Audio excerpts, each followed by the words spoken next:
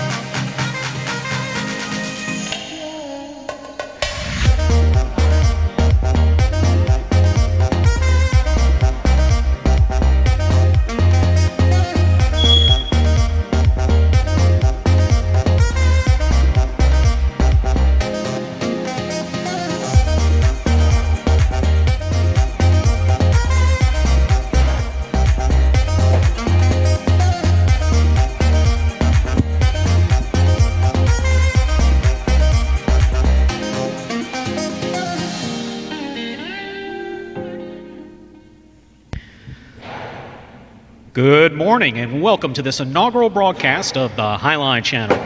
Welcome also to Magic City Jai-Alai's 2020 season opener. We have a doubleheader today with our first set of matchups beginning at 12 noon and a second performance at 4 p.m. I'm Stu Nyman and I'm sitting socially distanced from Andrew. If you're new to Jai-Alai, think of us as the Jai-Alai guy and the sports guy, and we'll be your hosts throughout today's games. Speaking of games, we have 9 of them beginning at 12 p.m. In addition to exciting play, you too can win and win big. Each of today's games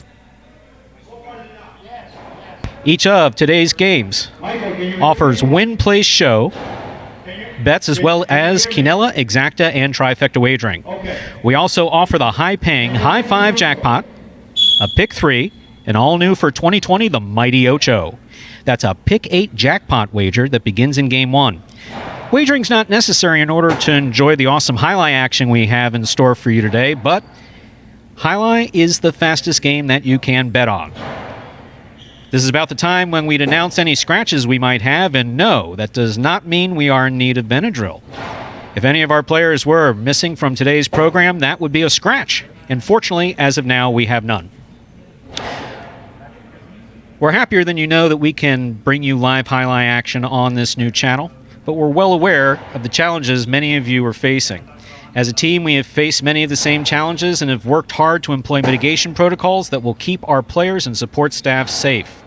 We remain closed to the public for the time being. We're only playing singles, and you'll notice gloves on anyone who handles a ball. We've all thankfully tested negative and are practicing social distancing behind the scenes. Some incidental contact on the court is unavoidable, but we're going to work hard at successfully playing Jai-Alai in the world as it now exists. So with all this in mind, we ask you to sit back and relax. They're safe at home until you can be with us here at Magic City Jai-Alai. We just really hope you enjoy. Game 1 in the all-new Mighty Ocho, now just 8 minutes away.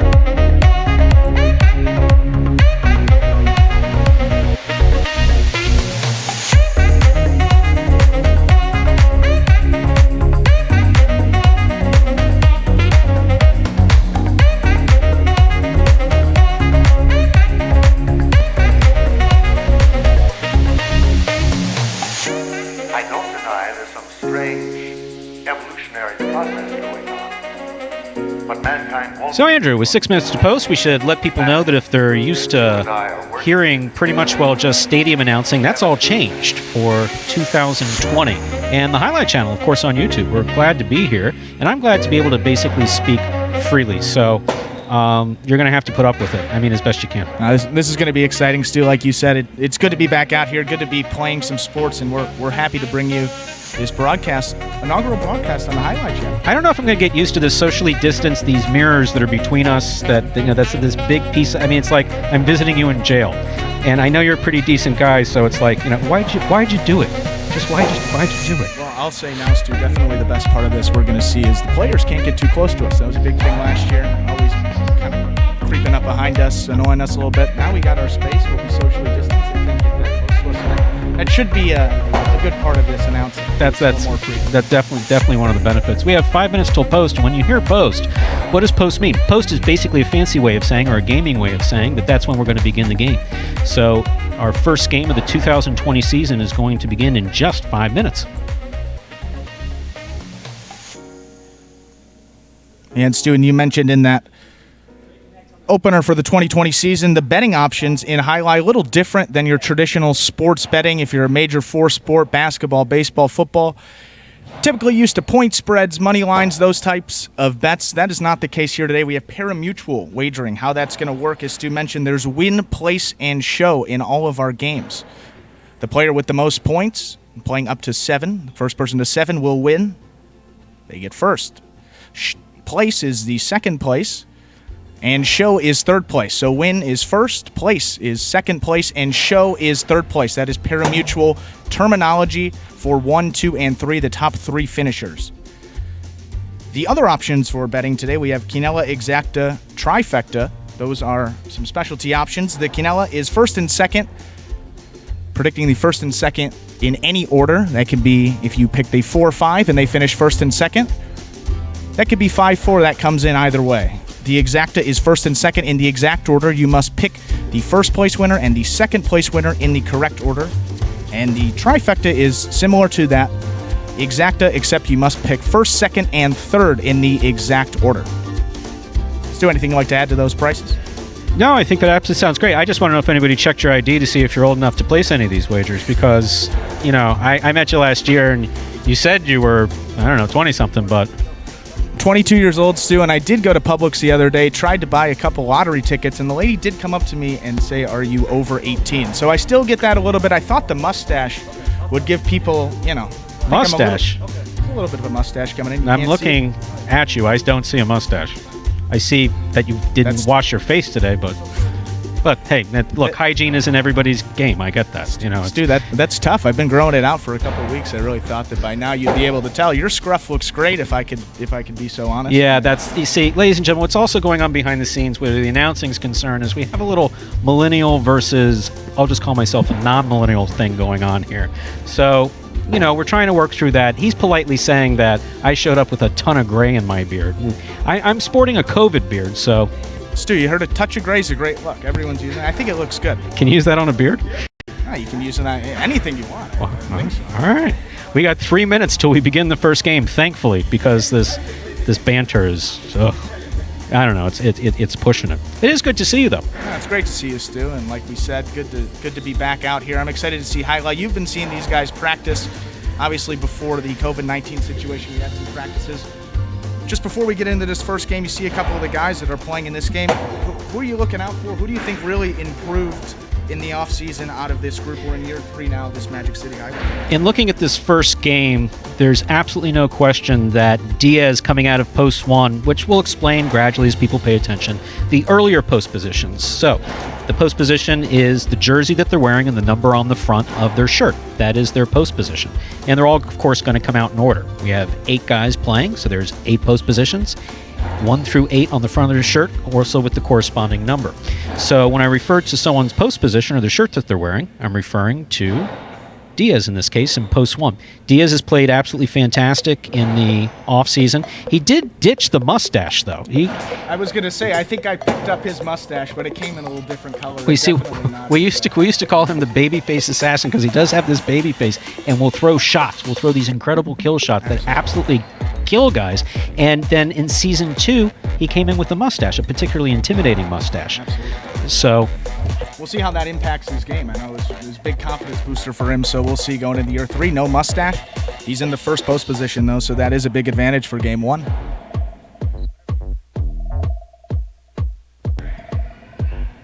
whatever you think.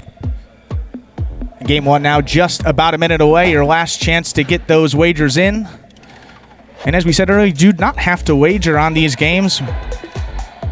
It is the quickest, one of the fastest sports in the world. We're glad that you can join us post-time.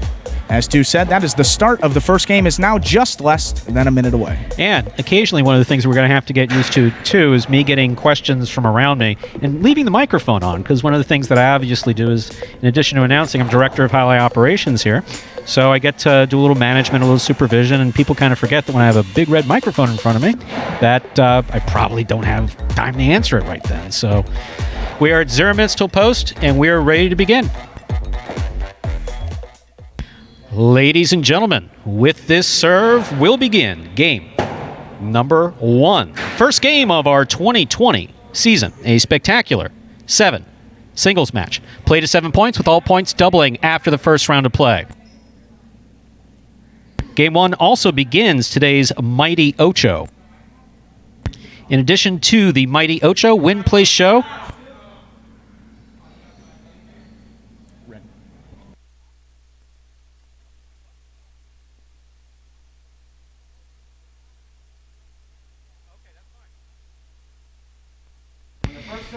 and players used to hearing some announcing need to wait until we get the first serve. We're working through the bugs here as we go. We're working through us, guys. Bear with us here. So we're going to get Diaz out on the court to serve. He's going to serve to Juice.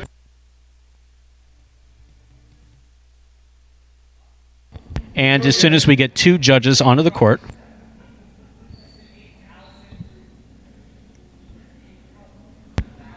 beginning day jitters, ladies and gentlemen. Judges were a little skittish about coming out, but they're coming on the court. Of course, you can't start without 2 judges. Here are our 2 judges, 2 players on the court, and we are ready to begin.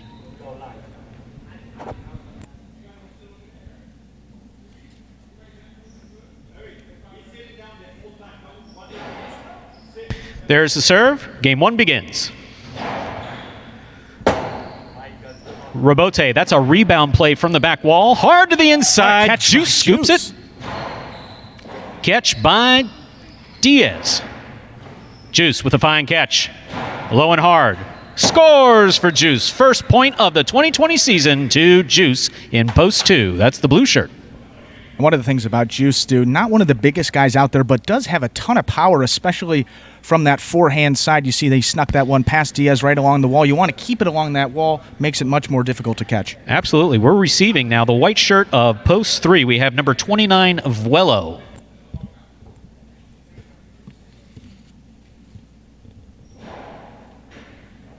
Vuelo tipped the first ball. Point goes to the 2. That'll bring to the court the green shirt of post 4. We have number 24, Cool Fitness.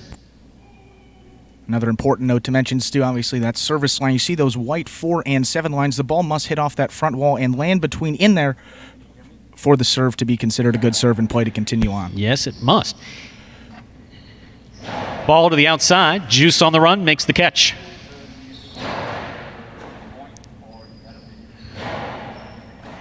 Ball dropped in the middle of the court. Point 4. 4 now serves to the black shirt of post 5. Here we have number 31, Asier. And ladies and gentlemen, as you hear me announcing 2 numbers, we're talking about number 31. That's the permanent player number on the back of the player's jersey.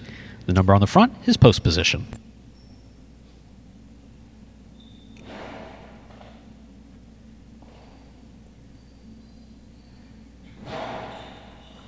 Ball missed on the backhand.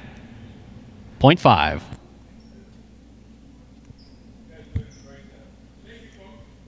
Now receiving the yellow shirt of post 6, number 18, CRB.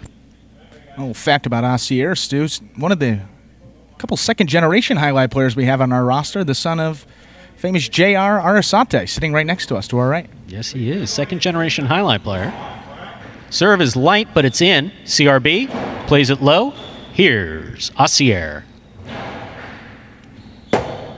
The rebound, hard to the inside. Beautiful by CRB rebote. will score. The rebound, what we call a rebote, hits the back wall, comes out, and scores for CRB, 0.6.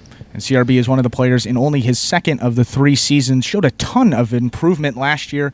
His player comparison in pro sport, I considered him like a Julian Edelman, small school wide receiver with a lot of potential, great player.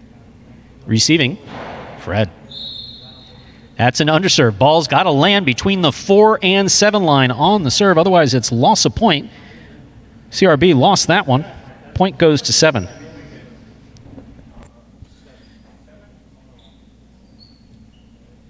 Purple shirt at post 8 to complete this first round of play, meaning all players have played once. Lamonte.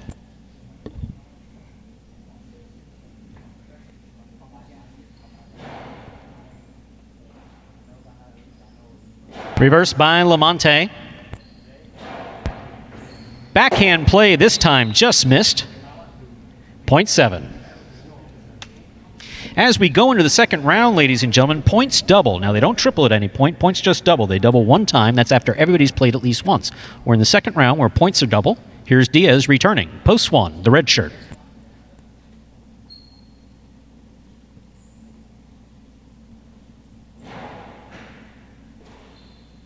Diaz winds up, sends it hard to the inside. The rebound, the rebote, played by Fred. Fred going for it on the right side, trying to switch from the forehand to the backhand and back. Missed it. Point goes to the 1. You see Diaz picking up right where he left off last year. That's a big backhand there. Hit off the top part of the wall. And the first double point, of course, goes to Diaz in post 1. That'll bring back post 3. We have Vuelo.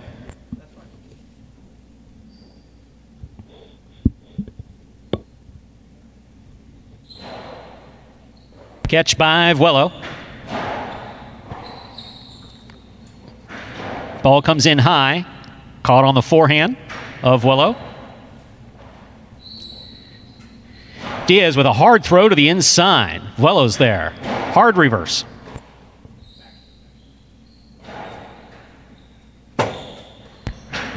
That ball missed on the rebote, the rebound play. 0.1. And that's why positioning is so important in this game, Stu. You see Vuelo caught himself around the 12 line, and when that rebound comes off the rebote shot, you need a little space. He got caught up there and threw it right into the ground.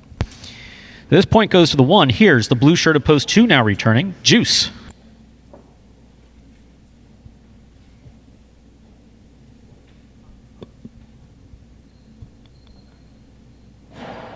Serve comes in low, but good.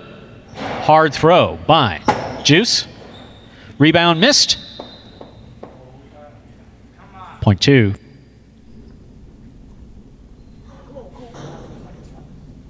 Two has 4 points and is serving to the returning 4 post in the green shirt. Cool Fitness.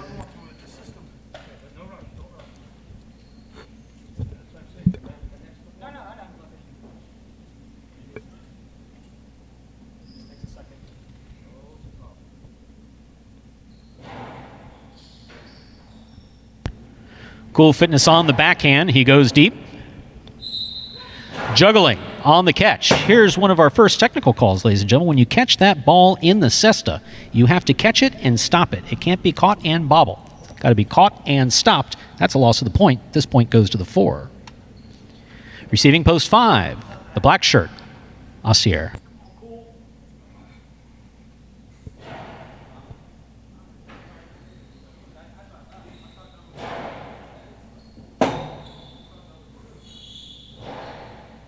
Catch by Assier.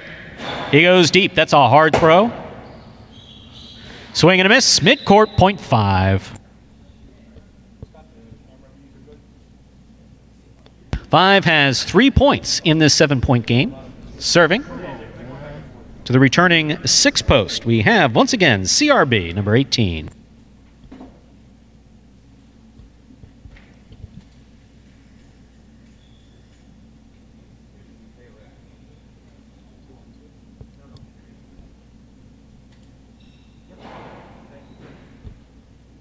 CRB on the backhand. Fine effort by Ancier to try to make that save. He just missed. 0.6. One of the things you noticed early, Stu. 6 on the board with 3 points. Here's post 8 returning. We have Lamonte. Sorry, Stu, didn't mean to cut you off there. Working on the timing and rhythm, obviously, as we Timing go here and into rhythm day one. are kind of important, yeah. Definitely important. We'll get there eventually. We'll get there. Here's CRB to serve.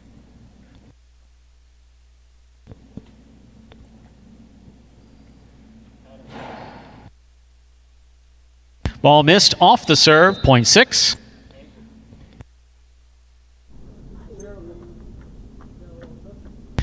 That gives us our first possible game point, meaning that if CRB wins this point, he wins the game, the first game of these 9 games.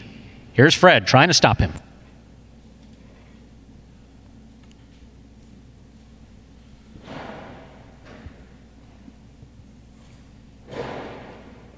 Catch by CRB. Scoop attempt missed. That is point and game, ladies and gentlemen. Our first game of the 2020 season goes to CRB in post 6. 6 comes in first. Now, we do need a second and third finisher, so we're going to have a playoff. The 2 remaining guys who have 4 points will play off, only play 1 point.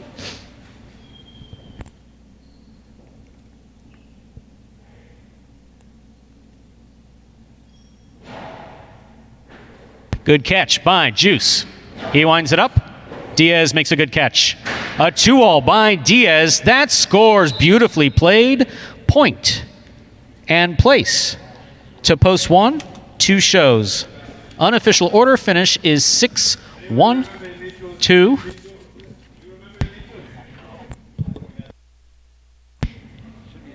Place is second place and 2 is third place. So winning it is 6. 1 comes in second, 2 comes in third.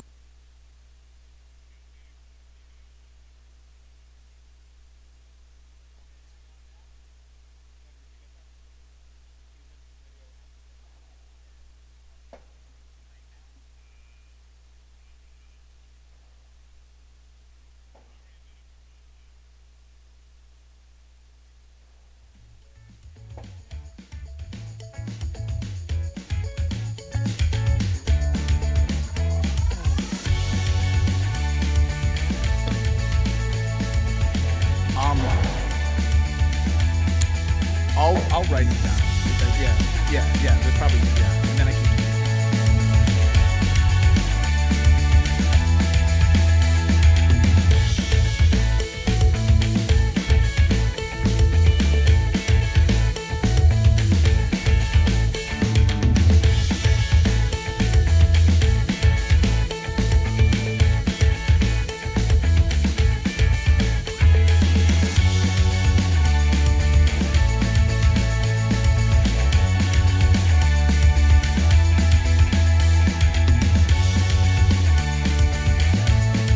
And we're just waiting for prices to be posted for Game 1. The result was 6-1-2, so coming in first was post 6, CRB.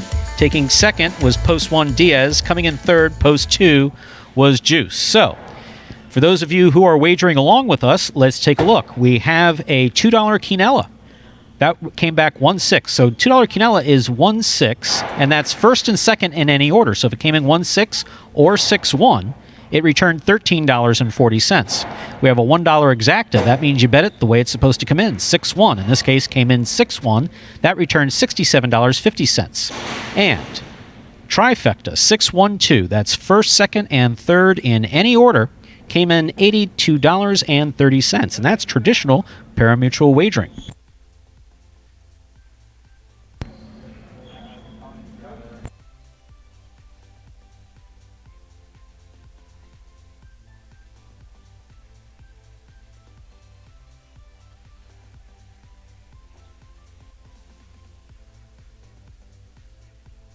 Singles games are played with 8 players. Each player wears a different color jersey numbered 1 through 8 on the front. These numbers are traditionally referred to as post numbers. Post numbers are used to signify the order in which the athletes will play in a game.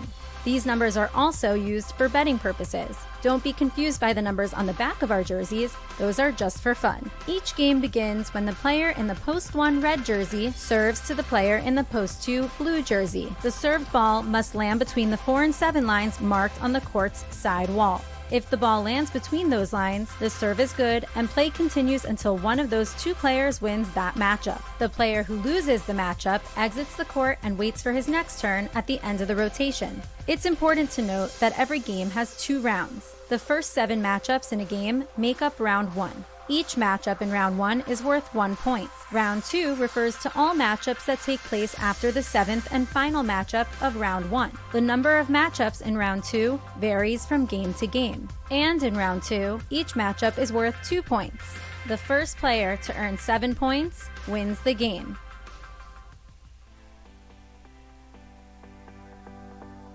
And guys, welcome back. Hope you enjoyed that video explaining a little more about this game you are watching today, Jai-Alai. How about some facts about our Game 1 winner, Stu? CRB, as we mentioned. Yes, let's.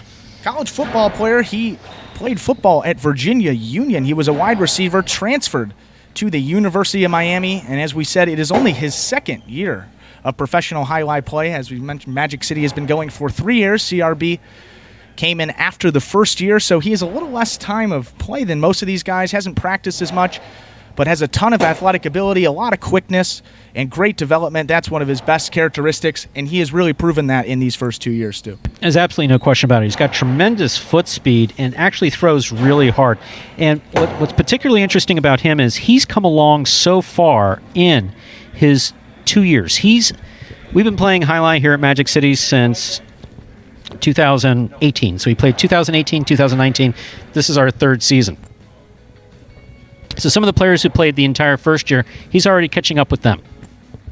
Yeah, absolutely. Last season, he had 43 singles wins in the entire year, originally from Hialeah, and he is last year dubbed the king of the rebote. The rebote, that term we're trying to get, the rebound shot.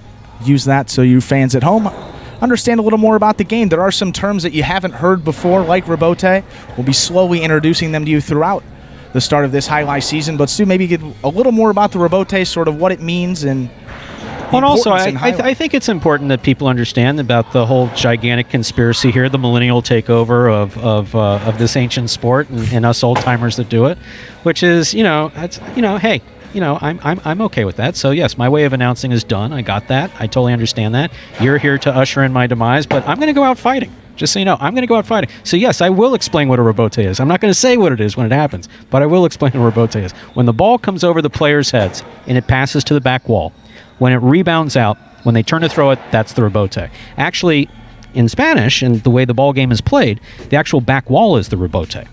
So it's just a ball that goes to... See? How about that? See? You learn stuff every day. You're on the call, you learn. So actually the back wall is the rebote, but that's why when the ball comes out, it's called a rebote. Keep it coming. Keep it coming. I mean, Stu, you got me tripping over my words. I didn't even know that was the true nature of the word rebote. We're going to be learning a ton, teaching people listening over the stream. I'm going to go out fighting. I'm absolutely leaving this Jai-Alai gig fighting. No question about it. Well, I will say, though, even though I am a millennial, I have been going to frontons all over the state of Florida for probably about the last 15 years, a third-generation degenerate, as I like to say. Definitely have been around the sport, parimutuel wagering, so this is my wheelhouse. Won't completely have the millennial takeover that you might anticipate here. We have 2 minutes till post. 2 minutes till post means that we have 2 minutes until we begin our next game, which is Game 2.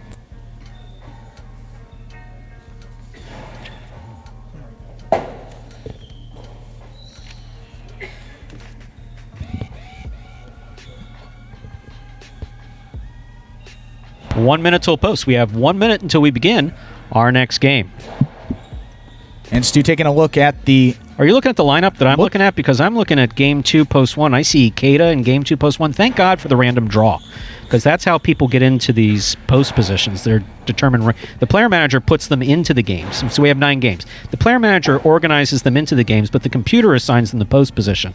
Lower post positions, easier to win out of than the later post position. So one of the best players playing in the first post, that's pretty significant. Yeah, and think about it. If you're a baseball fan, the batting order, it's 1 through 9. That first player, 1st through 4, typically you want those guys. Those are your better hitters, the people that get more of a chance. Think about it that way. If you're at the top, maybe the top 4 post positions, typically you'll have a better chance to win just because you're going to have more opportunities to get in play, and you get those double points first. So if you get on a run, all you need to do is win a few points and end that game.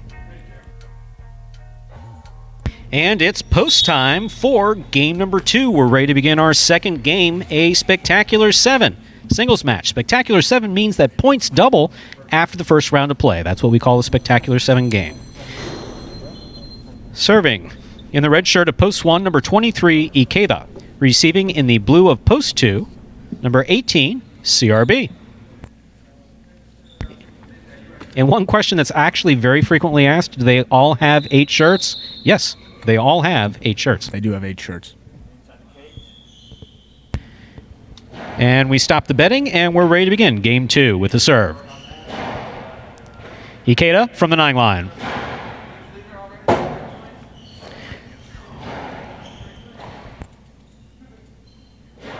Hard throw by Ikeda. CRB's there.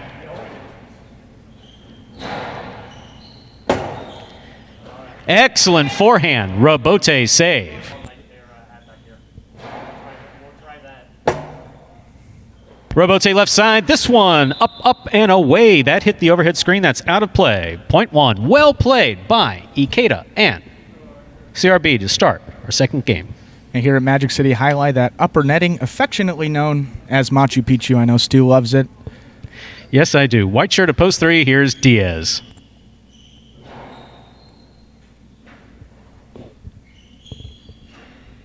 Low reverse by Diaz. Backhand now by Diaz.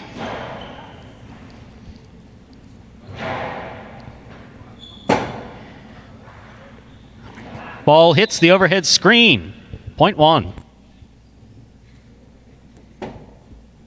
One serves the green shirt of post 4. Now entering the court, Ben, number 7.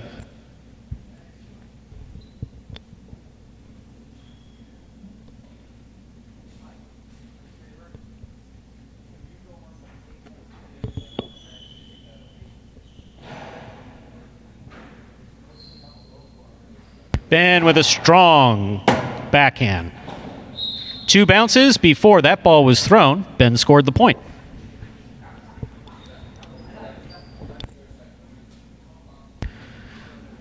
The green shirt of post 4, Ben, serves to the black shirt of post 5. Now entering the court, number 37, Tennessee. You saw sometimes on those rebotes too, it doesn't come out as far as the player anticipates. That's why you saw Ikeda diving back for it. Wasn't able to get there. Strong reverse by Tennessee.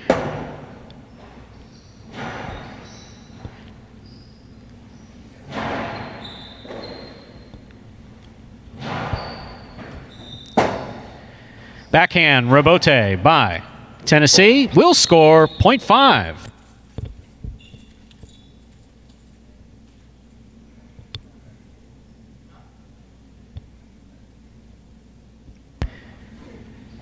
Receiving, yellow shirt of post 6, El Barba. El Barba, certainly excited to be back out here. One of the biggest characters we have on our roster. Character is a good way of putting it. There's the backhand by El Barba.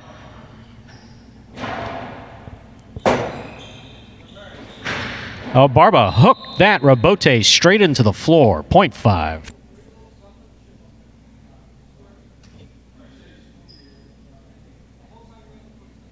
Here's post 7, number 29, Vuelo.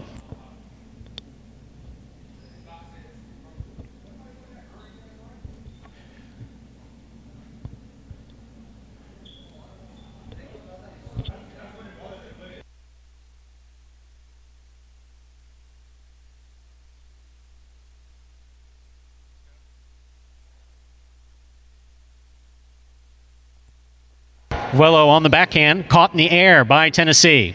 Tennessee throws it strong from the forehand. No play on that rebote. The rebound play, point goes to the 5. One of the things you notice with Tennessee really early, he throws the ball really hard, probably back to his pitching days at the University of Miami, national champion on that 99 UM baseball team, one of the many former UM athletes we have on this roster.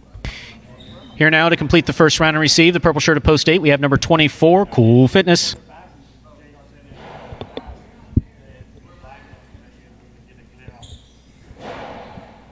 Scoop, forehand by Tennessee. Catch, backhand for Cool Fitness. Catch by Cool Fitness. The two-wall play from the forehand fell short of the front wall. Sidewall, front wall floor would have scored. That went sidewall. Front pad, out of play, 0.5. Just a little tip for those of you at home, the pad is bad. We say the pad is always bad, as a matter of fact. It's never good. Universally bad. Here, we're in the second round. All points are now double. First to return is post 2, CRB.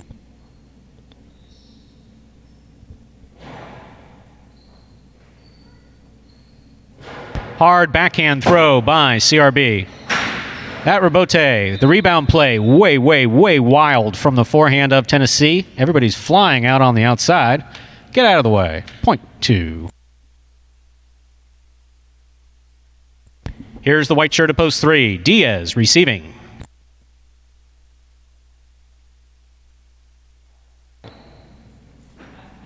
What a catch by Diaz on the backhand.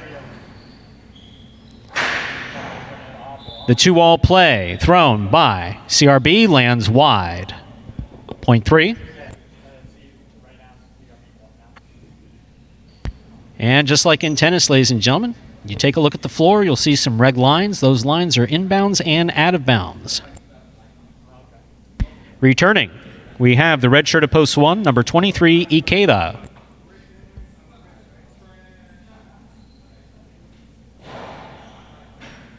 Ikeda from the forehand. Throws it hard. Rebound, the rebote from Diaz is in. Diaz going for a scoop on the backhand. Just missed it. 0.1.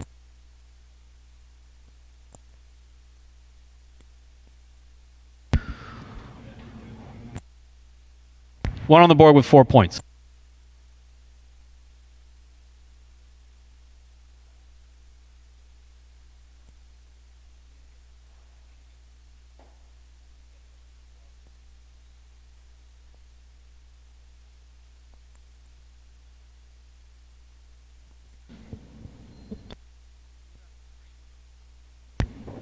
Point goes to the 4.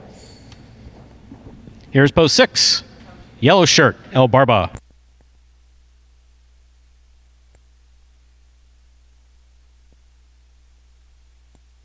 El Barba on the backhand. It's a hard backhand throw. Caught in the air beautifully by Ben. Scoop. Missed. 0.4. Ben showing that elite catch radius going back to his days playing football at Miami. It was a tight end in the early 2000s for the Canes. Oh, what? A tight end, Stu. No, the oblique something. Anyway, moving on. 4 serving 2. Post 7 with possible game point.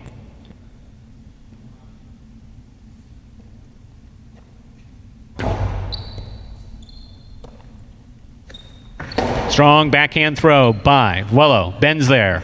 Ben powers it to the inside. Vuelo for the rebound. Hits the pad, point, and game. Green shirt of post 4. Ben. 4 wins it, just like the last game. We're going to have a playoff here. 4, second and third place between post 5 and post 1. Between the black shirt and the red shirt.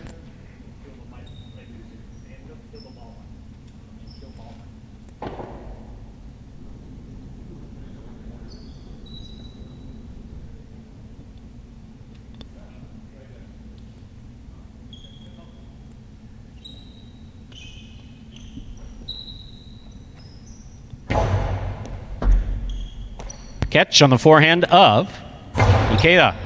Backhand. Missed by Tennessee. Point and place, which is second place to post 1. 5 finishes third. Unofficial order finish 4-1-5. 4-1-5. Unofficial result 4. Game 2.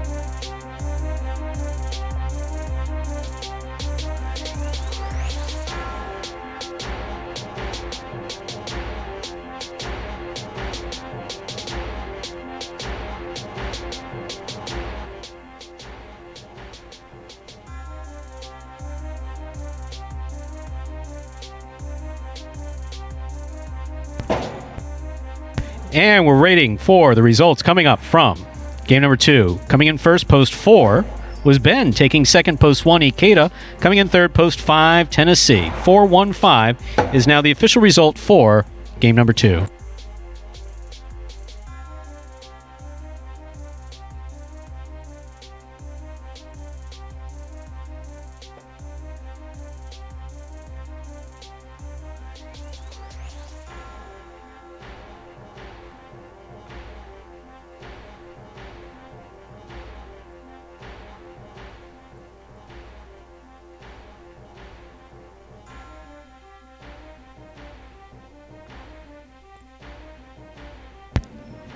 Coming in first, once again, post 4, Ben. Taking second, post 1, Ikeda. Coming in third, post 5, Tennessee. We had refunds in the win and show pool. The $2 Quinella 1-4, so 1 and 4 coming in any order, $11.60. The trifecta, 50-cent trifecta, 415, $117.75. That's first, second, and third in any order. Up next, ladies and gentlemen, is our third game. Game 3, yet again, a spectacular 7 singles match. Play to 7 points. All points will double after the first round of play. Game 3 begins the High Five Jackpot. High Five, a particularly popular wager last year. That was basically our chief operating officer against the world. He just said that there's no way they're going to hit this thing, and they hit it, and they hit it, and they hit it. And it became legendary because it's basically a pick 5. You got to pick the winner of 5 games. He didn't think it was going to be as easy as some people found it. And we were with a $2,000. We were handing out. I mean, seriously, I wanted a bet because I figured I could supplement my income a little bit. But at $2,000 a pop, you expect it to build a little bit and grow and grow. Especially with those, the carryover was a big thing, and people were hitting those catching like wildfire. It was unbelievable. Every day, every session almost, it seemed that even if they weren't being hit, people were 3 out of 5, 4 out of 5, really close to getting that. So definitely it's different than we would have thought with that pick 5. We got a lot of good highlight fans out there, a lot of good talent evaluators in the highlight game. And why we're bringing it up is because the High Five Jackpot does begin in Game 3.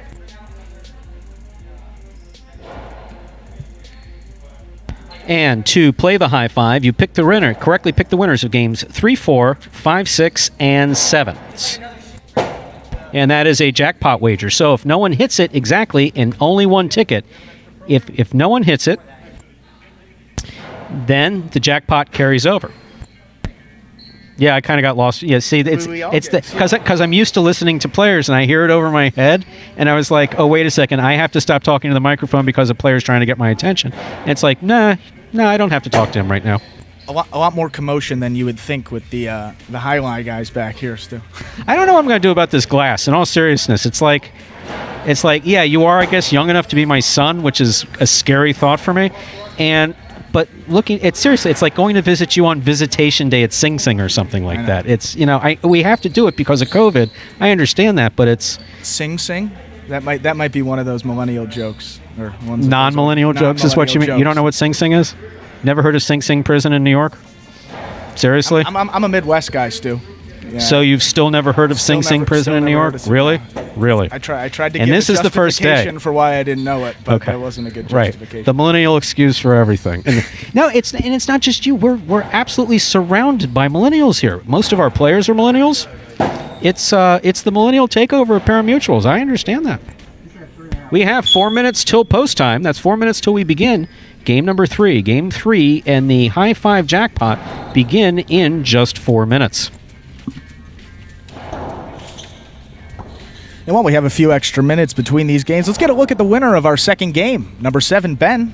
Ben last year, 66 wins. That was good enough, placing him in the top 10 in our singles. He's from Miami. As we mentioned, he played football for the Hurricanes. He was a tight end. And I have these pro comparisons, Stu. I'm sure you know a ton of these professional athletes in these Big Four. You already said a tight end. I made that reference, so you're probably going to be very familiar with this guy. It was the oblique reach that threw me, or whatever you would say.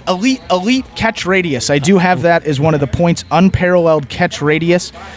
That's why I compare him to a guy, Miami guy, Jimmy Graham. He was a basketball player, transitioned into a different sport, kind of similar to Ben. Ben played football, was a tight end also for the Canes, now transitioning into professional highlight player. Both of them incredibly athletic for their size. They're both definitely above 6'4", and as we said, incredible catch radius. A catch radius is the area where you can pretty much catch the ball, reaching your cesta out right to the left, right or left. Just a ton of place for him to catch it. He covers the court really well for a guy of his size. Also one of the quieter stars on our team. He's not one of the biggest vocal leaders, Jimmy Graham, a little bit like that, but very dedicated, very passionate, and very strong-willed. I would say those fit Ben very well, Stu. Not very vocal. Ben? Not very vocal? I would say a vocal leader. Ben is certainly one of the most vocal guys we have out here. There you go. Not necessarily. It's the age. It's the age. I didn't exactly hear you. When I thought you said not the most vocal, it's like, that guy doesn't shut up. No, I mean, he's always talking. He's not going to be the Drew Brees that's getting guys in, chants before games or getting them fired up, but he will annoy us in the broadcast booth, probably number one on our watch list back here. Not during COVID mitigation, he won't. But he has certainly to stand not elsewhere. during COVID mitigation. We've got the ropes up, we've got the separators, and we're all distanced here. And this is basically one of the reasons why we decided to refer to ourselves so people would understand how this is working, besides the millennial thing that you got going, the very much non-millennial thing that I have going, the highlight guy and the sports guy. Because you're going to make sports references, I'm going to have no clue. Highlight, on the other hand, which you do know a lot about Highlight. Sure. Highlight, for better or worse, it's something I've been doing since 1991. Actually, if you want to know the truth, I've been around Highlight consciously that I can remember since 1977. That's the first time I remember going with my father to amateur Highlight here in Miami. So, yeah, it's my entire life, really. We got 1 minute till post. We're going to begin Game 3 in just... let's not go too far down memory lane that way. We got 1 minute till post. I was going to say I could give you my first highlight story, Stu, but, man, I don't remember. I was probably 6, 7, 8 years old when I first went to the Fronton. Probably not good to hear, probably parents questioning that decision around the world, but I've got great parents. I love them. So little Andrew walked up to the window and asked for a Quinella bet. Here there was the 8-1 Yeah, it was couldn't see over the counter, but slots for tots. He's 7, 8, 6, 7. I was throwing those combinations out there that I was pretty much burning money out there, but no different than today. And that's the best thing about what we have going on, though. You don't have to bet to enjoy it. Absolutely. This is a great game, fast-paced, and it's just good to have sports on, Stu. It's been a while, almost 6 weeks, almost 2 full months now.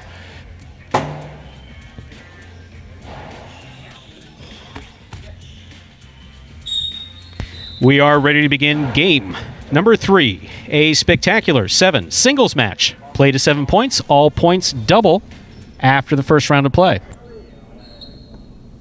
Serving in the red shirt of post 1, number 25, Kubala. Receiving in the blue of post 2, number 3, Carballo. We'll start with the matchup of red of post 1 and blue of post 2.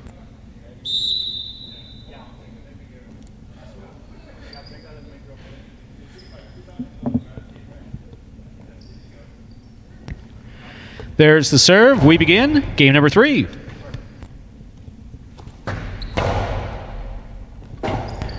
The rebound, the rebote comes to Kubala. Here's Carballo. What a great save by Kubala. That scores. Point 1.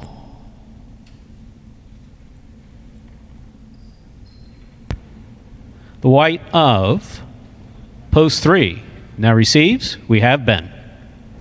Red serving to white. 1 serves 3.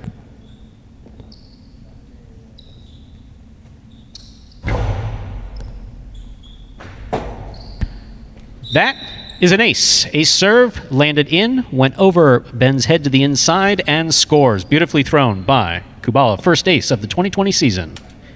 Point 1, here's the green shirt of post 4, Vuelo.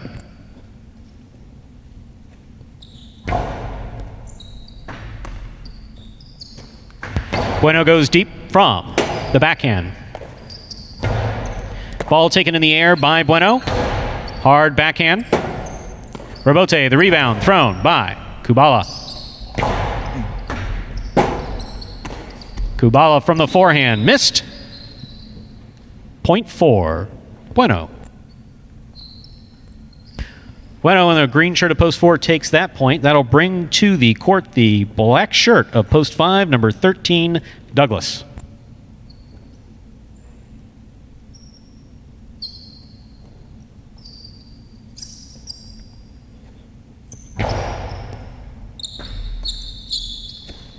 Powerful backhand by Douglas. Douglas again from the backhand.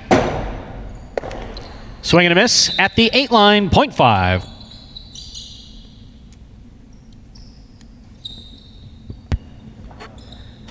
Five serves to the yellow shirt of post 6. We have number 1, Anderluck.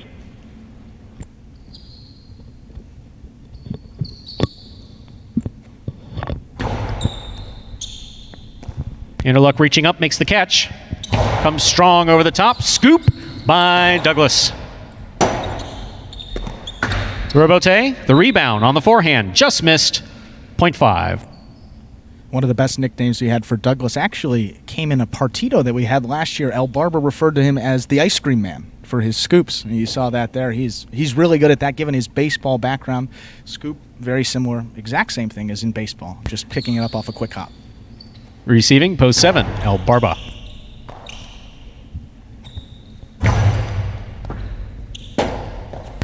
Rebound, the Robote left side by Douglas. Tipped by El Barba, point 5. Douglas is serving with 3 straight points. Here now to complete the first round and receive in the purple shirt of post 8 is Jedden.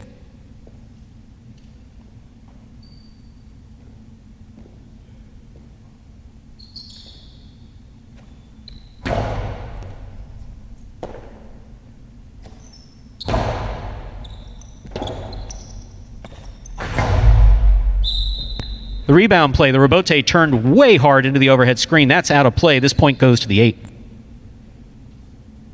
The first round of play is complete. All points are now double. That means that all players in this game have played at least one time. Now that they're all playing a second time, points are double.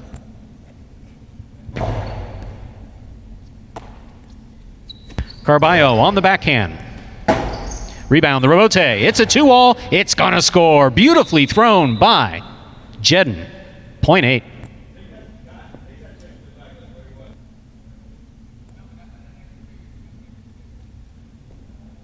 Here's post 3, Ben.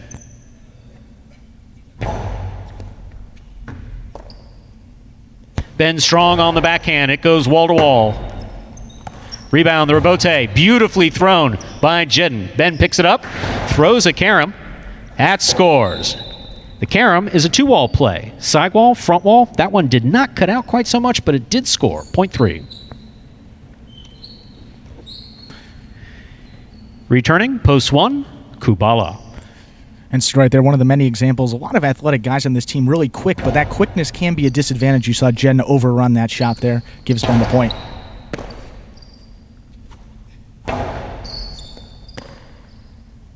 Kubala comes over the top on the forehand. Big bounce. Ben turns to make the save. Just couldn't get there. Point 1. 1 is on the board with 4 points. Serving to the 4 posts. That's the green shirt. We have Bueno.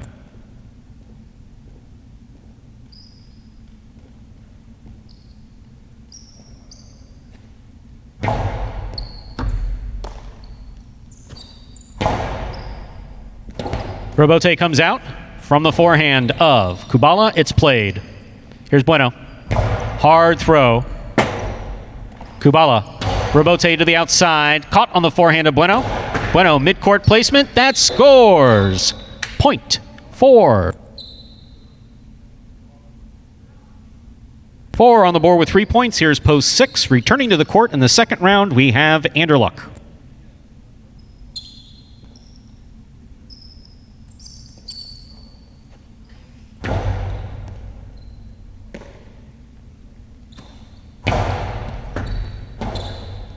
Robote, hard to the inside. Beautifully thrown by Bueno to score, point 4. As we said before, Stu, keeping it along that inner wall you see there makes it really difficult to catch and pull it off that wall. Possible game point for Bueno.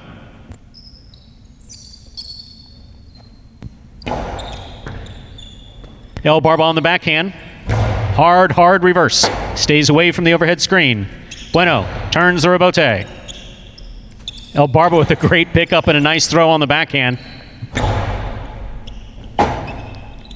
Forehand rebote played nicely by El Barba. Backhand 2-all by El Barba is going to score. Wow. That keeps this point alive. This game alive, rather. 0.7.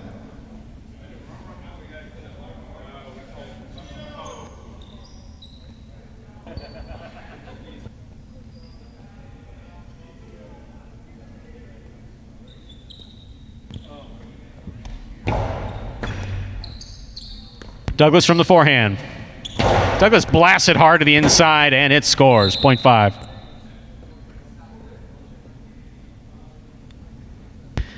That gives Douglas his first possible game point for the 2020 season. Trying to stop him. Post 2 in the blue shirt, Carballo.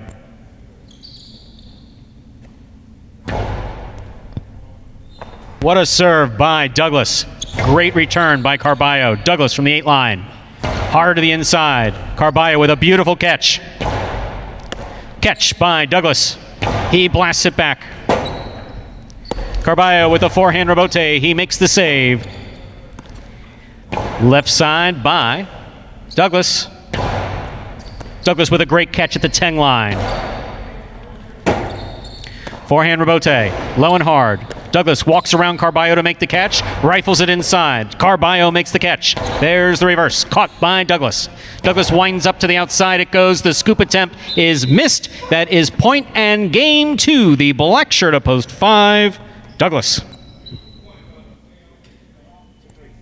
No playoff there. 4 places, 1 shows. Unofficial order finish 5-4-1. Wow. That's highlights, Stu. How about that? Yeah, that's usually what I say, isn't it? No, but that's No, highlight. I'm using your lines, you see.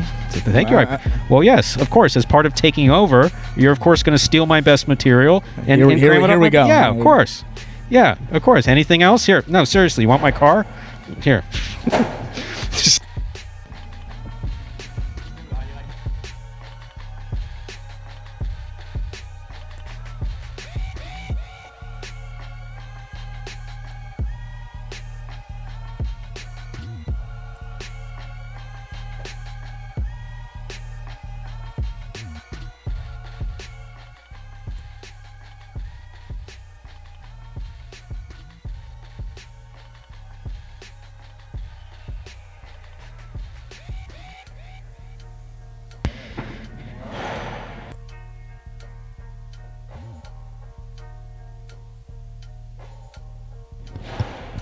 Coming in first, post 5, Douglas.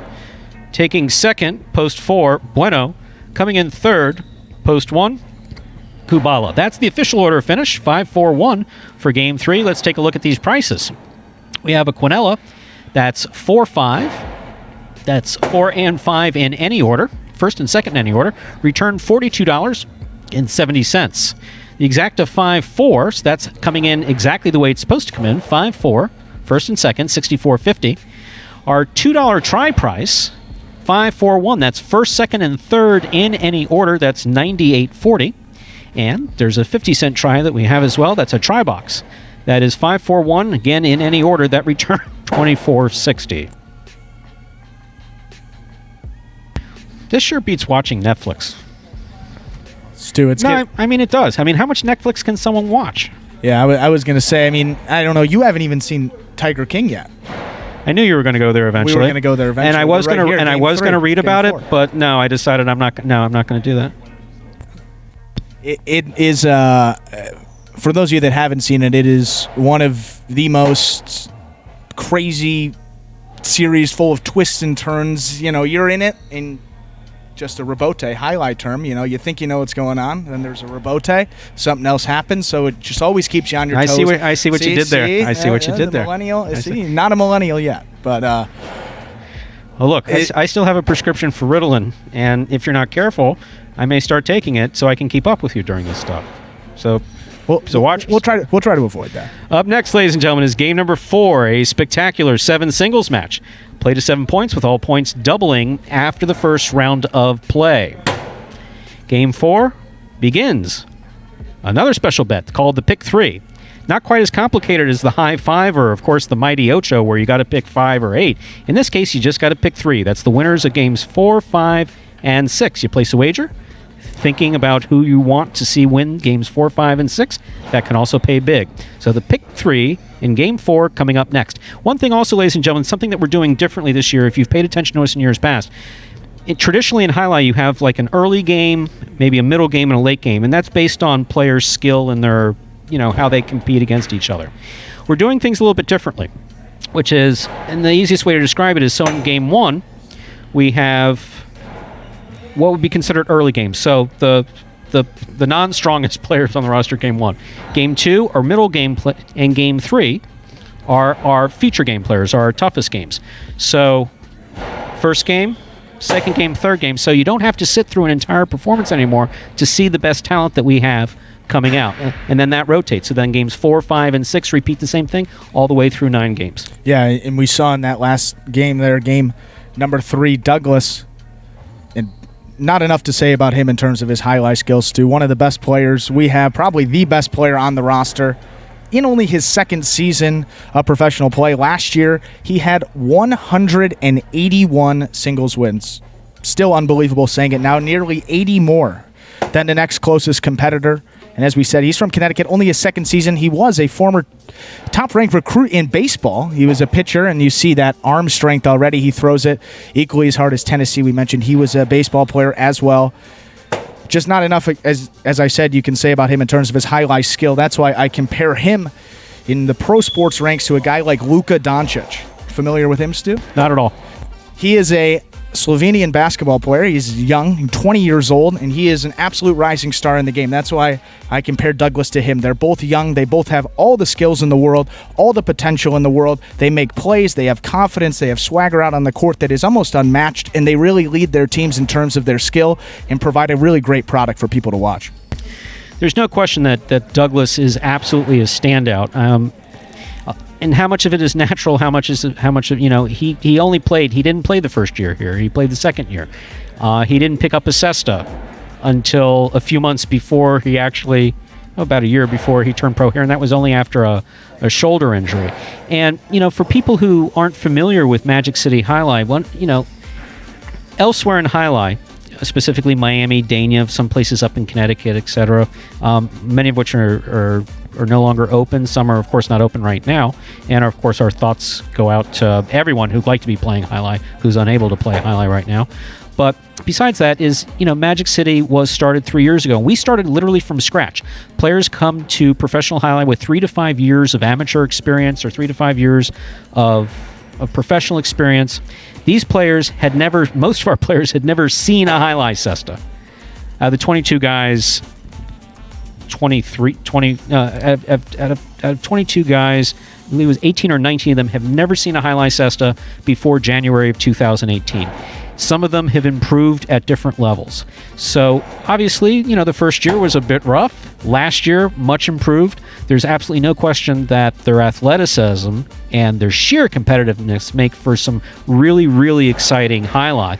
But, the rest of the Jai-Alai world has gradually been taking notice and seeing what we're doing. There's no question that anybody who whether you know Jai-Alai or don't, when you look at Douglas play, you see that the way he moves to the ball, his power, his catching, those are the things that are important. He was ball boying actually up at not ball boying rather. He was judging up at Dania in the off season when they were still operating, yeah. And it's there's absolutely no question he in any type of Jai-Alai, so traditional Jai-Alai, what we're doing here. He very much knows what he's doing. And it's one of those things, and you see a guy like this play, it could be any sport. You see LeBron James shooting around, you see Derek Jeter the first guy that saw Mike Trout. That's sort of what we're seeing here in terms of Jai-Alai, just to give you a comparison. This Douglas kid is really exceptional, and in addition to what he did in the singles, he did win 2 of the 3 doubles tournaments too, making him the overall doubles champion. So not only did he win that singles championship, he won the doubles championship, and he missed the first couple of weeks due to an ankle injury. So all that in his first year. Can't wait to see what he does here in year 2. And we're ready to begin game number 4. Game 4, a Spectacular 7 singles match. Spectacular 7 means that points will double after the first round of play. Game 4 also begins today's Pick 3. Serving in the red shirt of Post 1, we have number 24, Cool Fitness. Receiving in the blue of Post 2, we have number 31, Asier.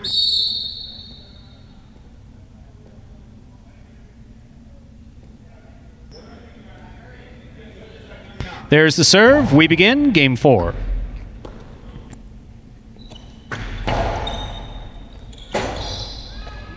Cool Fitness moving into position, lost his footing. First point goes to the 2.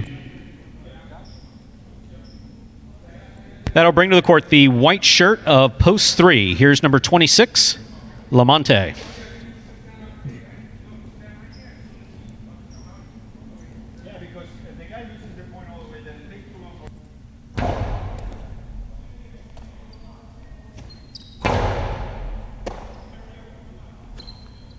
That's a strong reverse thrown by Asier.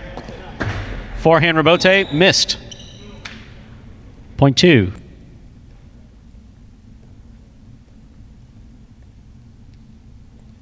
Now receiving the green shirt of Post 4, number 37, Tennessee.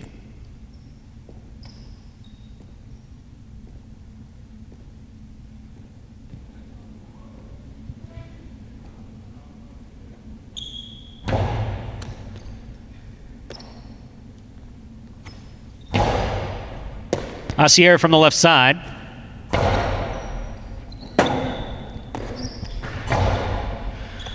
Ball tipped on the forehand of Asier. Point goes to the 4.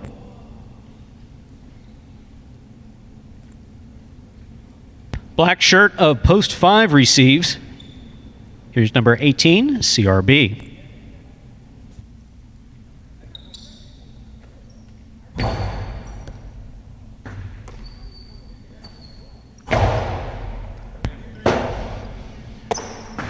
Strong throw by Tennessee, catch by CRB. CRB goes deep from the backhand. Robote hooked way out of play. Wow. Down in front. Yeah, front court judge not thrilled with that one. Point 5. Hazard pay. Here's Post 6 in the yellow shirt, Fred.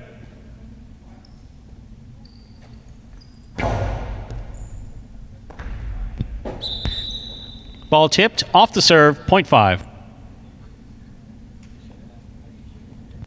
Now receiving the pink shirt of Post 7, we have Juice.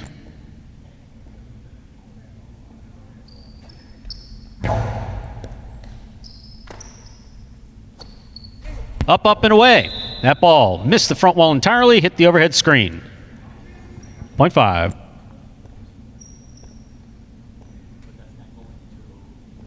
Here's Post 8, the purple shirt, Diaz.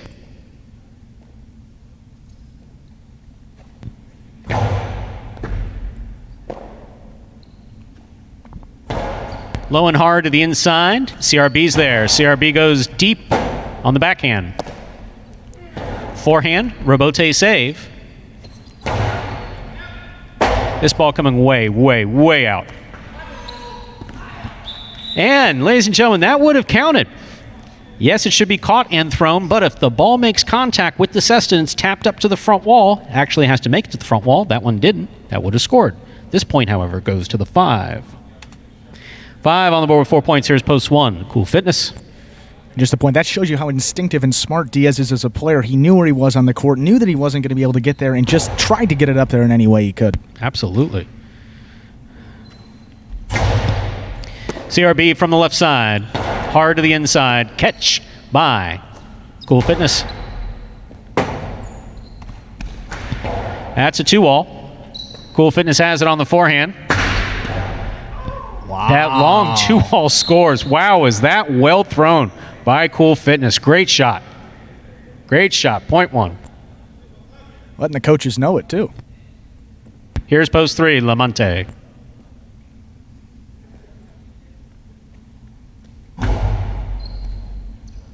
That serve is deep. It's taken on the forehand of Lamonte. Lamonte going for a high placement to the front wall. That just missed. That touched the overhead screen.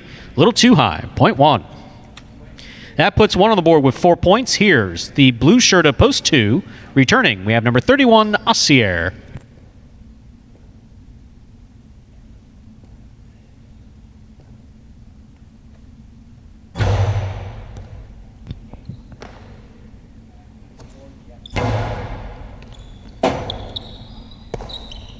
Robote hooked to the outside. The Robote, the rebound play. That means when it comes from the back wall, it has to be caught and thrown in one motion. That one missed. Point 2. 2 will serve to post 4. Here's number 37, Tennessee.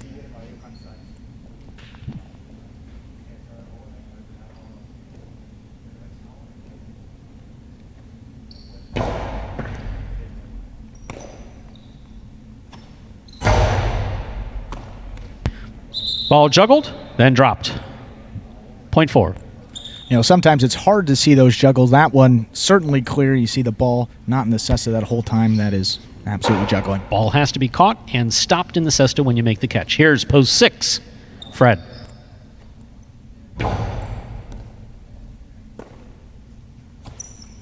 Fred winds up, strong backhand. Even stronger backhand thrown by Tennessee. Fred on the run to make the save. Fred missed the Robote on the forehand. Point 4.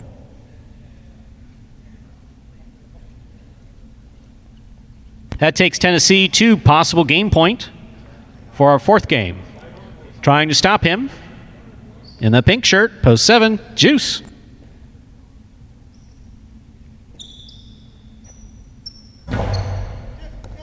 That's an overserve. Ball's got to land between the 4 and 7 line on the serve. That went past the 7. This point goes to post 7 and our game continues. 7 has 2 points, serving to post 8. Here's Diaz.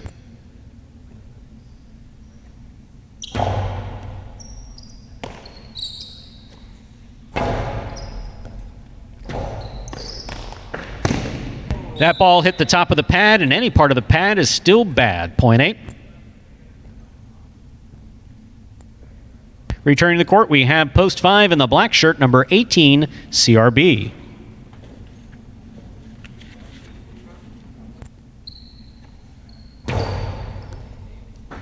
What a catch by CRB off a beautiful serve by Diaz. CRB missed it on the forehand, point 8.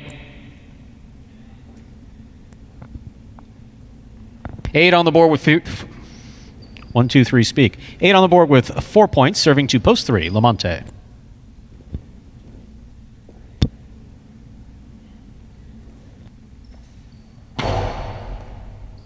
Lamonte with the catch.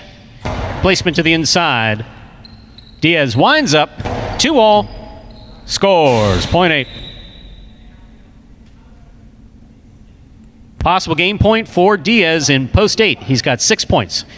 Trying to stop him, post 1, Cool Fitness.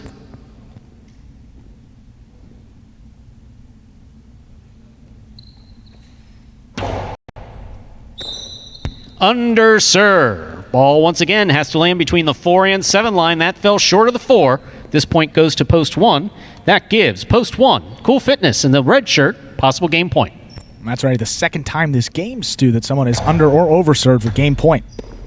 Ball missed, point, and game to the red shirt. Post 1, Cool Fitness. 8 places, 4 shows. Unofficial order finish 1-8-4. Your prices will be up in just a moment.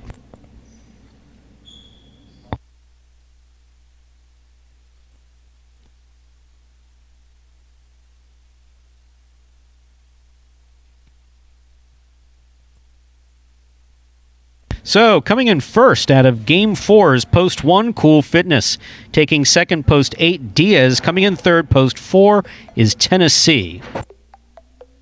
And we'll have your prices in just a moment. That's right. We're not just about the great sports highlight action here at Magic City Jai-Alai. We're also about a little bit of wagering. Wagering not required to enjoy the highlight, but if you enjoy placing a bet, it's nice. Absolutely, especially if you haven't been able to place a bet for a couple weeks, you know, get back in on highlights. It's good fun. What are you trying to say? You know you can't bet, right? Just so you know. I'm not gambling. Okay, that's just have to go. And that takes us to prices. So from Game 4, the Quinella 1-8 means 1-8 finishing in any order, 1-8 or 8-1, however you want to read it, 51-70. There's a consolation in the exacta because no one had exacts. So 1 in all numbers returns 660. All in 8 numbers, all numbers in 8 return 660. The 50-cent trifecta, 184, 127, 10. So, Quinella, first and second in any order, return 5170. The exacta, first and second in order. No one had it exact, so one with all numbers, 660. All with 8 numbers. All numbers with 8. Wow, you'd think I'd get that right. Moving along, 660. And the trifecta, 184. All 3 numbers returning 127.10. The first number for today's Pick 3, the number 1. Up next, ladies and gentlemen, is game number 5. Game 5, yet again, a spectacular 7. Actually, all the games are spectacular 7 except for one, which is spectacular 9. Why do they call them spectacular? Well, we hope it's going to be a spectacular game. But, of course, spectacular 7 or spectacular 9 is basically a way of saying that all points are going to double after the first round. And if it weren't here we go. Mr. Millennial, you ready? Another test. I'm ready for this. If it's not a spectacular 7, what would it be? It's spectacular 9. No. Straight 7. That's if points didn't double after the first round of play. Those are fun Makes games sense. too. Yeah, no, we don't have. No, highlight's not very I like complicated. this segment. We can do the highlight trivia with the announcer. There you go. This is going to be good. There you go. So we have no straight point games. We might at some point during the year. They're kind of fun, but spectacular 7 meaning points double after the first round of play. Game 5 will provide the second number in today's Pick 3. The lineup: Ikeda's back in post 1, another strong-looking potential number. Diaz, who just played terrific in post 2. Cool Fitness, who just won this last game in post 3. Jedden had an excellent rebote earlier in post 4. Tennessee, throwing really, really hard today in post 5. Vuelo, placing the ball on the side wall like you were trying to point out. That's obviously not a rule, but it's part of the technique of highlight. You want to keep that ball as close to the side wall as possible, depending upon which throw you're throwing. Ultimately, the goal is to score a point. You move players out of the way. Throw the ball where your opponent's not is the goal. But by keeping them close to that side wall, it's hard to catch a ball on the side wall. Bueno's doing a good job at that. El Barba, who's spent some time away from us in these practices, he's coming back a little bit slowly. And CRB, absolute standout so far, playing great, better than he did all last year. So players, for the most part, from the first player to the last player, whether that's best or worst, we try not to use that terminology, but everybody is playing. It's not like we have to go back to last year and say, oh no, he played better. No, so far, given we're only 5 games deep, everybody's playing better than they did last year. It's great. It's really good to see. Absolutely. And the improvement, as we've mentioned, has been great. And that was one of the things I was looking for. I haven't seen these guys practice that much. Been working on a lot of stuff with the Jai-Alai Channel. So Stu has seen them, So this is great. I mean, for me, you really can see, even Douglas, the guys at the top, have really, really shot up, which is great for the sport. And just great here. It's great to be here and good to see this a better product. Everyone always wants to see a better product to play out there, and we're definitely there in year 3. No, it's Magic City Jai-Alai 2020, and actually my phone has just been. I believe this is what you millennials call blowing up. Uh-oh. Yes, my phone has absolutely been blown up with messages. I just got a picture from our good friend Ari in Pennsylvania. Sure. Watch and wager on screen says perfected, but result. Actually, he's pointing out. We'll take a look at that, Ari. Thank you very much. He's got this set up with 2 kids. Sure. And it's always good to get the kids involved. And I'm sure. Thank you, Ari. So good. We're on a big screen in Pennsylvania. Wow, that's good to see. So yeah, we won't go through all these messages. Some of them, well, I thought that person liked me. Anyway, moving on. Just kidding. We have 2 minutes till post in game number 5. Game 5 is 2 minutes away. And Stu, you mentioned the 3-post Cool Fitness, the winner of our 4th game. He's playing in game 5 too. Get to know Cool Fitness a little bit. Number 24. He's got moves both on and off the court. He can dance. You'll see it if he wins, and you saw it a little bit. He'll certainly let you know if he's got the win in that game. 2019, he found the winner's circle 64 times, finished in the top 10 in the singles standings. Graduate of the world-renowned Coconut Grove University, as he says. Great university out there. And Cool Fitness, the player comparison. Let's see what we got here for this player comp. Interestingly enough, we got here Lance Stevenson. Now, why I say Lance Stevenson, obviously, back in his younger days, Lance Stevenson for the Pacers was a very good player, very skilled and everything. But he's a bit of a character out there on the court, type of guy that'll, blow in your ear if he gets too close to you, a la LeBron, the way he did that to LeBron. And just an absolute jokester on the team, beloved teammate, absolute gamer, on-court antics, he's got it all. That's why we really love Cool Fitness here, one of the most beloved players on our roster. Seems his teammates really liked Lance Stevenson in Indiana or wherever he is, just because it gives a little bit of comic relief that everyone really enjoys. Speaking of comic relief, that computer that you're over there using should be for like results, but it's okay if you want to look stuff up on it. You know, you can't. Yeah, again, you can't. Millennials, you put them in front of a computer, it becomes the Google box. We put results into that. It's a results computer. Now that's right. Shut it off. There you go. We're 0 minutes till post in game number 5, so we're ready to begin our 5th game. This is a spectacular 7 singles match played to 7 points, with all points doubling after the first round of play. Serving in the red shirt of post 1 is number 23, Ikeda. Receiving in the blue post 2, number 30, Diaz.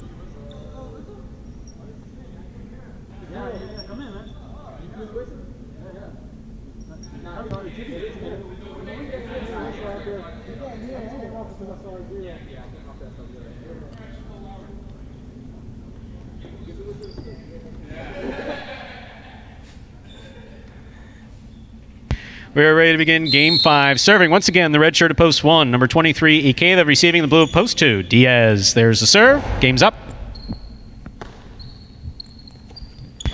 Diaz from the left side. Catch by Ikeda. He stands on his feet. Reverse clips the side wall. Ikeda's got it. Returns a carom with a soft touch. That's a 2-wall play. Ball missed. Point 1. Here's the white shirt of post 3. We have number 24, Cool Fitness.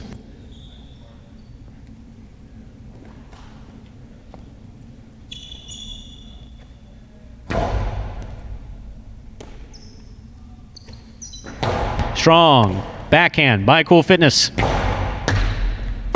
Cool Fitness winds up. He makes the rebote save. Going to take a big bounce all the way to the 10 line. Ikeda, hard throw. That scores point 1.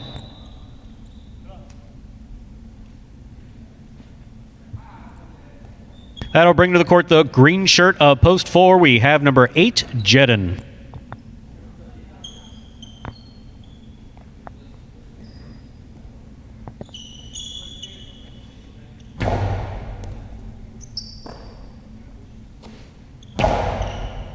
Catch on the forehand of Ikeda. Jedin back to the inside. Ikeda holds onto it. That was an attempt at an outside placement. Didn't really go outside, but it did score. Point 1. 1 on the board with 3 points. Serving now to the black shirt of post 5, Tennessee.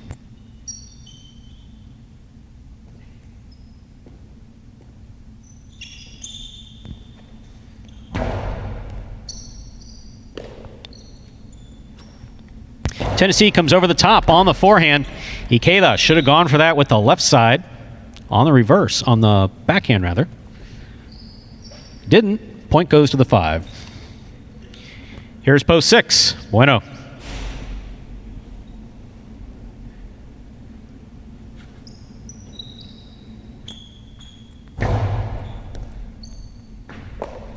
Ball tipped off the serve. Point 5. 5 now serves to post 7. Here's 77, El Barba.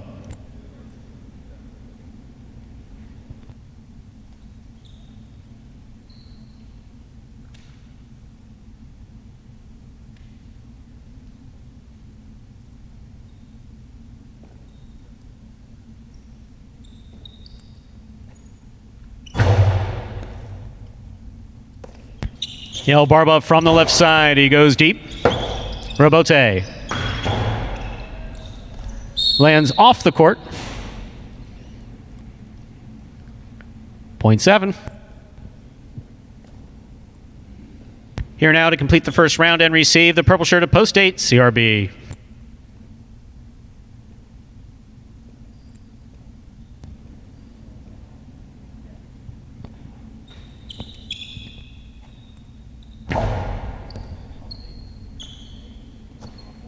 CRB with a hard reverse way on the inside. That hugged the sidewall nicely. Point 8.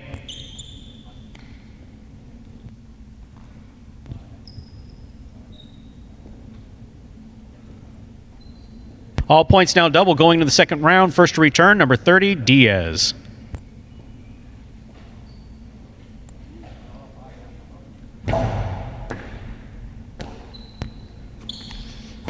Backhand to the inside. Takes the bounce and scores for Diaz, point 2. 2 on the board with 2 points. Here's post 3, number 24, Cool Fitness.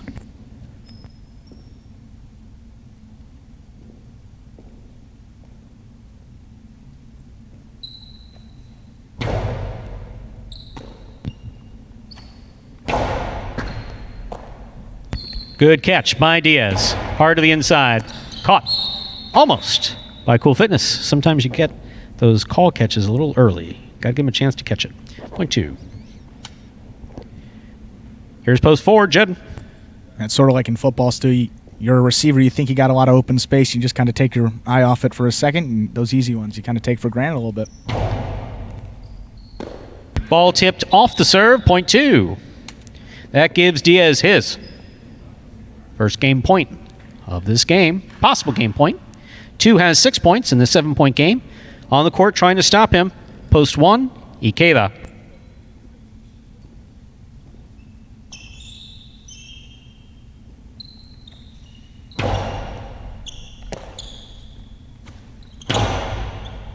Great catch by Diaz. Diaz going for the carom. That scores. What a way to end a game. A carom that cuts out at the 2.5, maybe 3 line. Wow. Point and game for number 30, Diaz. 2 wins it, 1 places, 5 shows. Wow. What an unbelievable throw by Diaz, too. Woo. You caught me looking out into the distance. I saw Ikeda go flying into that side wall. I'm just looking to see if that side netting, looking to see if that was going to come down, maybe closest we've come. Yeah. Our players don't entirely understand that that's really more just to keep the ball in and not them in. So can't really support the weight of a human as well as you may think, but so far so good.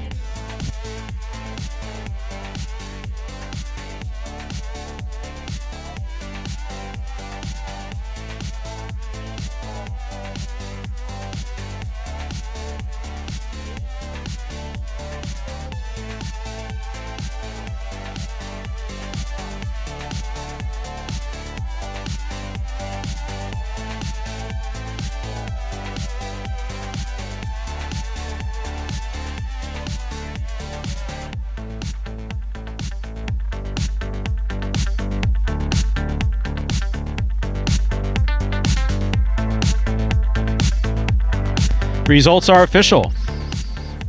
Coming in first, post 2. El Barba taking second, post 1. Ben coming in third.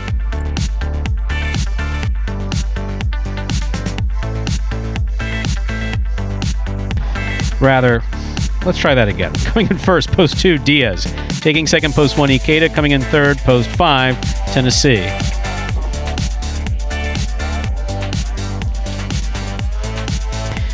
And the prices for the Canela, 1-2. So that's first and second in any order. We have $17.40. The trifecta, 2-1-5, $96.40. That's first, second, and third. First, second, and third in a box. So that's 2-1-5, 5-1-2, 1-2-5, etc.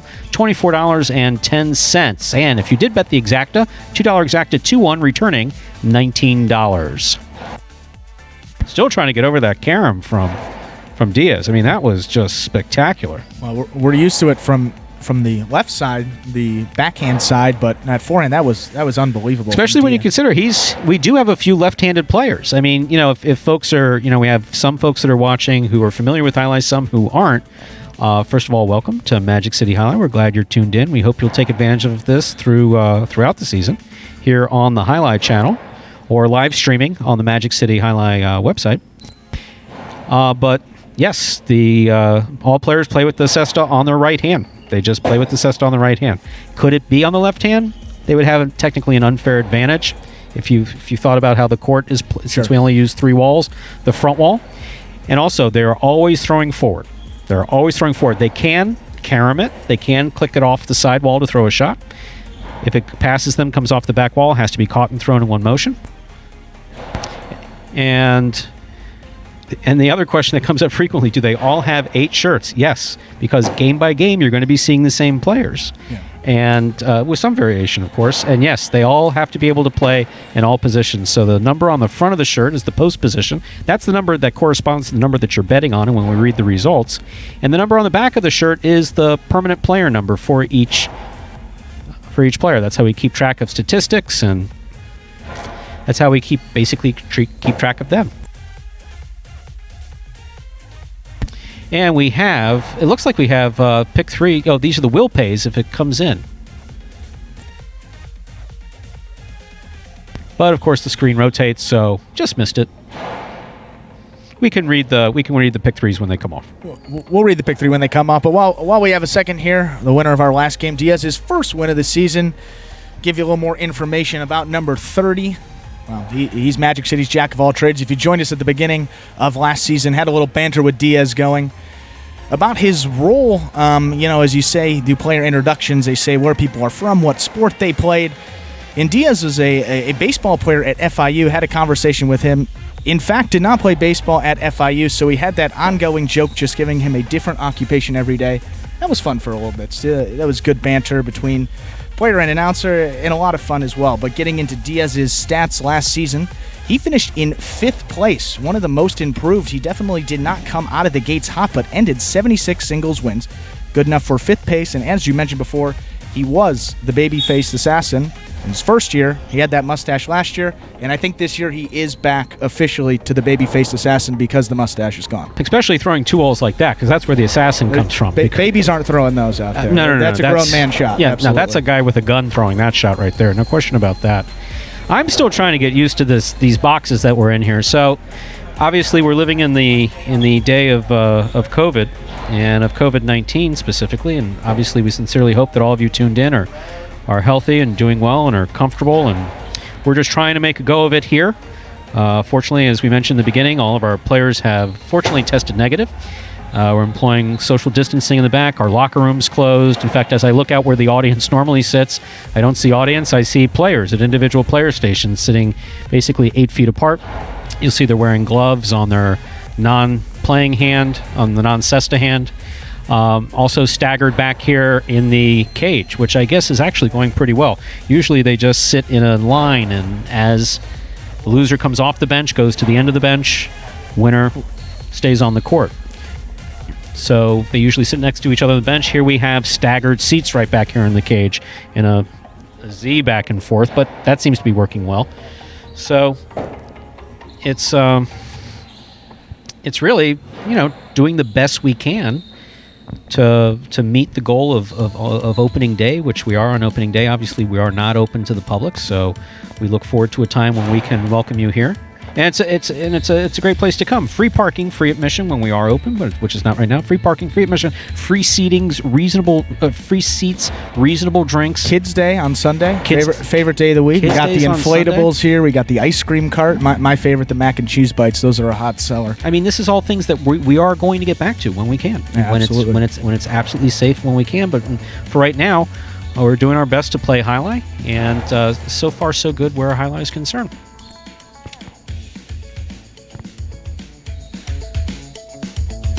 So Stu, previewing this 6th game here of this first performance, we got a couple of our so-called top players, as you say, in this group. Did you say so-called top players? You're already going to start pissing them off, right? No, the top players, the top players. I mean, top players. Our top Call players. It what it is. They're either, yeah. Top players. The top players in game 6 here. A couple of them did particularly well last year. We have all of our top 3 finishers. As we said, Douglas finished first in that singles, 181 wins. Coming in second, we have the yellow shirt of post 6. That would be Kubala.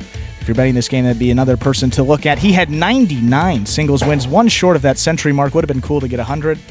And then third place last year is the 5-post Carballo. So 7-6-5 is our 1, 2, 3 finishers from last year. So a lot of good players in this game. We'll see how it goes, Stu. And I just heard a whistle really loud in well, not really loud because there's this partition here. That means it's time to begin game number 6, a spectacular 7 singles match. Play to 7 points with all points doubling after the first round of play. Serving in the red shirt of post 1 is number 7, Ben. Receiving in the blue of post 2 is number 77, El Barba.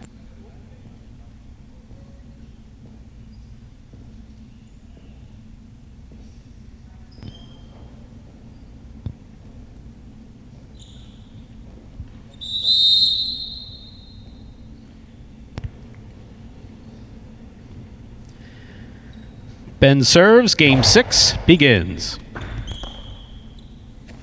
Hard throw on the backhand to the inside. Ben from the backhand. Catch by El Barba. 2-all. Point 2.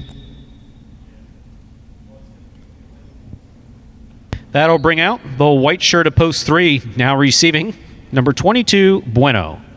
That's already the second time today El Barba's gotten someone with that low reverse. I know, Stu, that's one of your favorite shots in the sport of highlight. But they don't ask how, they ask how many. So that is the name of the game. From the forehand, here's Vuelo. Mid-court.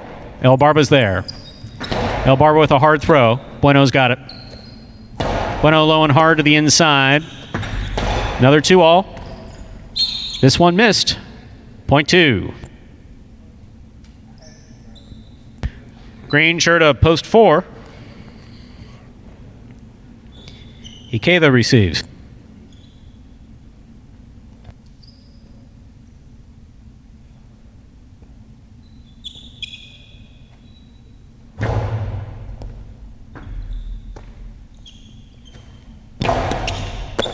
Catch by El Barba.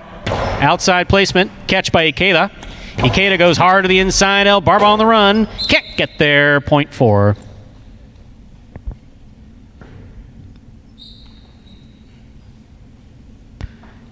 Here now, the black shirt of post 5, number 3, Carballo.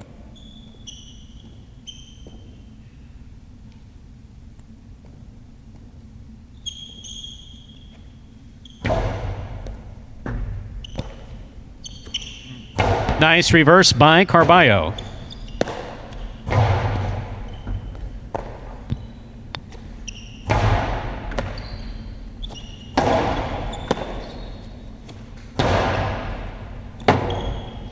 Robote, the rebound play from the back wall, hook to the pad, and the pad is bad. Point 5.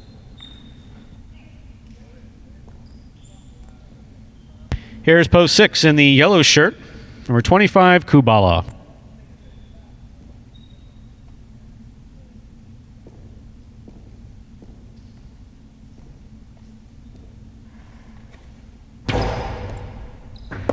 Good catch off a good serve. Carballo from the forehand. Hard to the inside. Kubala's there. Carballo again from the forehand. Robote forehand by Kubala. And a very fancy play that just did not work. Ball went straight to the pad. Point 6.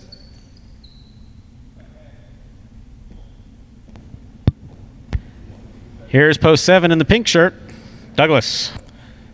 And you see Carballo, one of the things he does, you always see him looking right when he catches the ball to see the positioning of the other player. That's really good strategy to see where to put it where they're not. Douglas from the backhand. High and hard to the inside. Robote, the rebound's up. Placed inside by Kubala. Here's Douglas. Nice reverse by Douglas.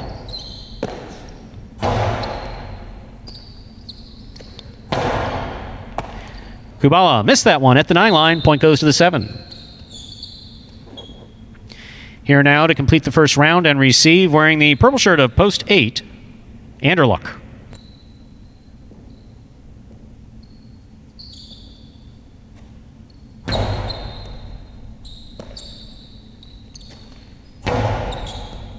Catch by Douglas. He comes hard from the right side. Backhand, inside, caught by Anderluck. Forehand Robote missed at the 9 line, point 8. Well played by both players. That completes the first round of play. All points are now double. First to return, post 1. In the second round is Ben.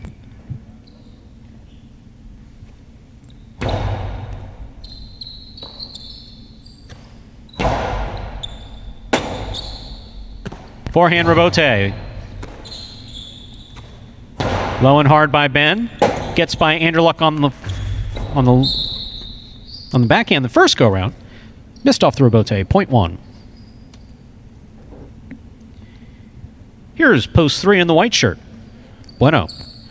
You see there, Ben really good at making those catches sort of over his head. Looks a little bit awkward, but from those days tracking his balls down at Miami and catching as a receiver, probably where he gets those skills from. Hard reverse on the backhand.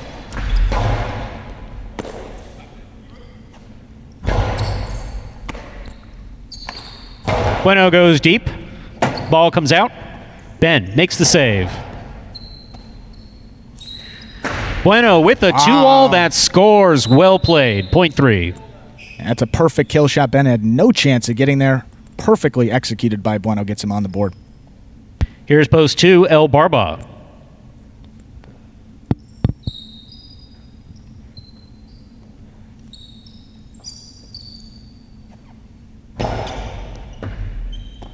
El Barba on the backhand.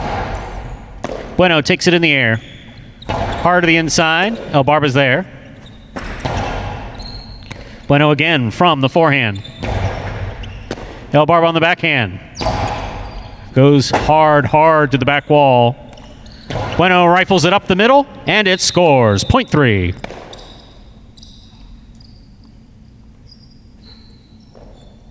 Three now serves the returning 4-post. In the green shirt, Ikeda.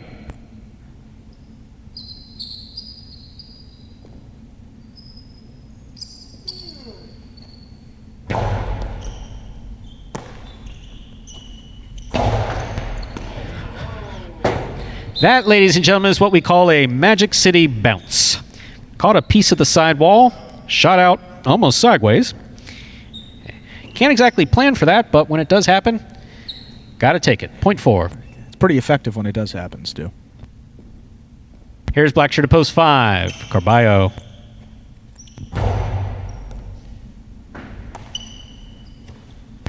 Beautiful backhand by Carballo.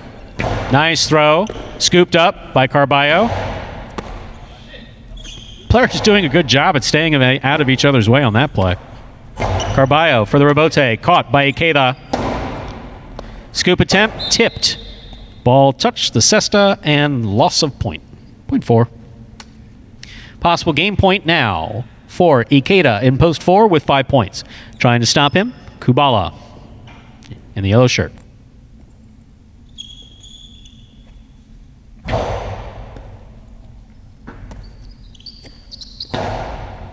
Ikeda from the 8 line. He goes deep. Forehand rebote thrown by Kubala. Ikeda over the top to the inside. Kubala's there. Rebote forehand. Out of play. That hit the overhead screen. Point 6. Game continues. 6 on the board with 3 points. Here's post 7.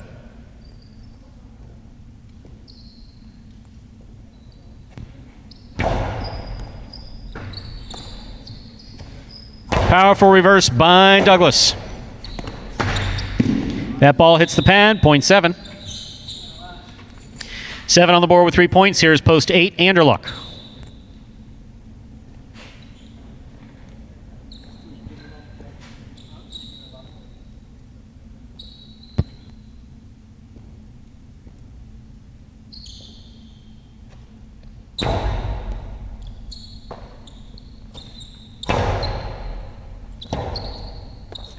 Rebote, we have a swing and a miss at the 8 line. Point 8. 8 on the board with 3 points. Here's post 1, Ben. Certainly an uncharacteristic mistake there for Douglas. Usually on those rebotes, he's pretty solid. Always at least puts it back up in play. You see those first day jitters. Not a lot of practice these guys have had these past couple weeks. Ben hit with the ball coming off the back wall. That was a beautiful serve by Anderluck. That scores. Point 8.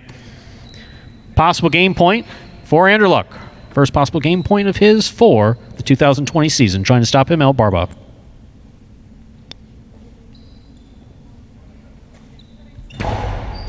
Another great serve by Anderluck. Good catch. Nice backhand. Karam Rabote missed. That's point and game to the purple shirt of Post 8, Anderluck. 4 places, 3 shows. Unofficial order finish 4. Game number 6 is 8-4-3.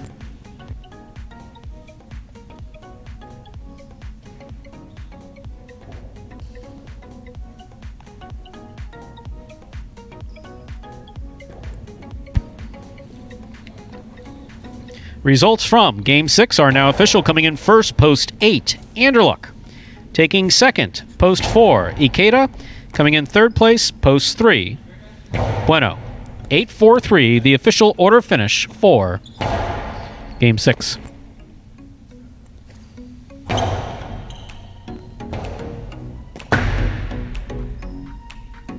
Overall, Andrew, that last go-round, especially with Anderluck's serve, the goal of the serve, obviously, is to land between the 4 and 7 line, but in singles, you want to put your opponent basically against the side wall as deep as possible, because what are they going to throw if you put them there? You don't want to give it to them in the middle of the court. If you have a strong forehand versus a strong backhand, you want to keep it to whatever the player's disadvantage is. So you take the ball in the serve, try to bounce it deep, coming off the front wall, get it back here into the corner, bury your opponent in the corner on the serve. One person who does it better than anyone else is Anderluck. Yeah, and we were talking about this yesterday, a couple days ago, Stu, and we had our meeting about this. And what's the reason that Anderluck really gets that high bounce on the serve? What makes that serve, from a highlight perspective, so tough to handle? This is what we'll say, hold that thought while we read the prices, Absolutely. And then we will get to Anderluck's serve. So let's get to the prices for game number 6. The result is 8-4-3. 8 came in first, 4 second, 3 third. The trifecta, 8-4-3, returning 85-60. Our first pick 3, the 1-2-8, all 3 numbers returning $176. The quinella 4-8, that's 4 and 8 if they came in any order. 8-4 or 4-8 is $24. $1 exacta 8-4.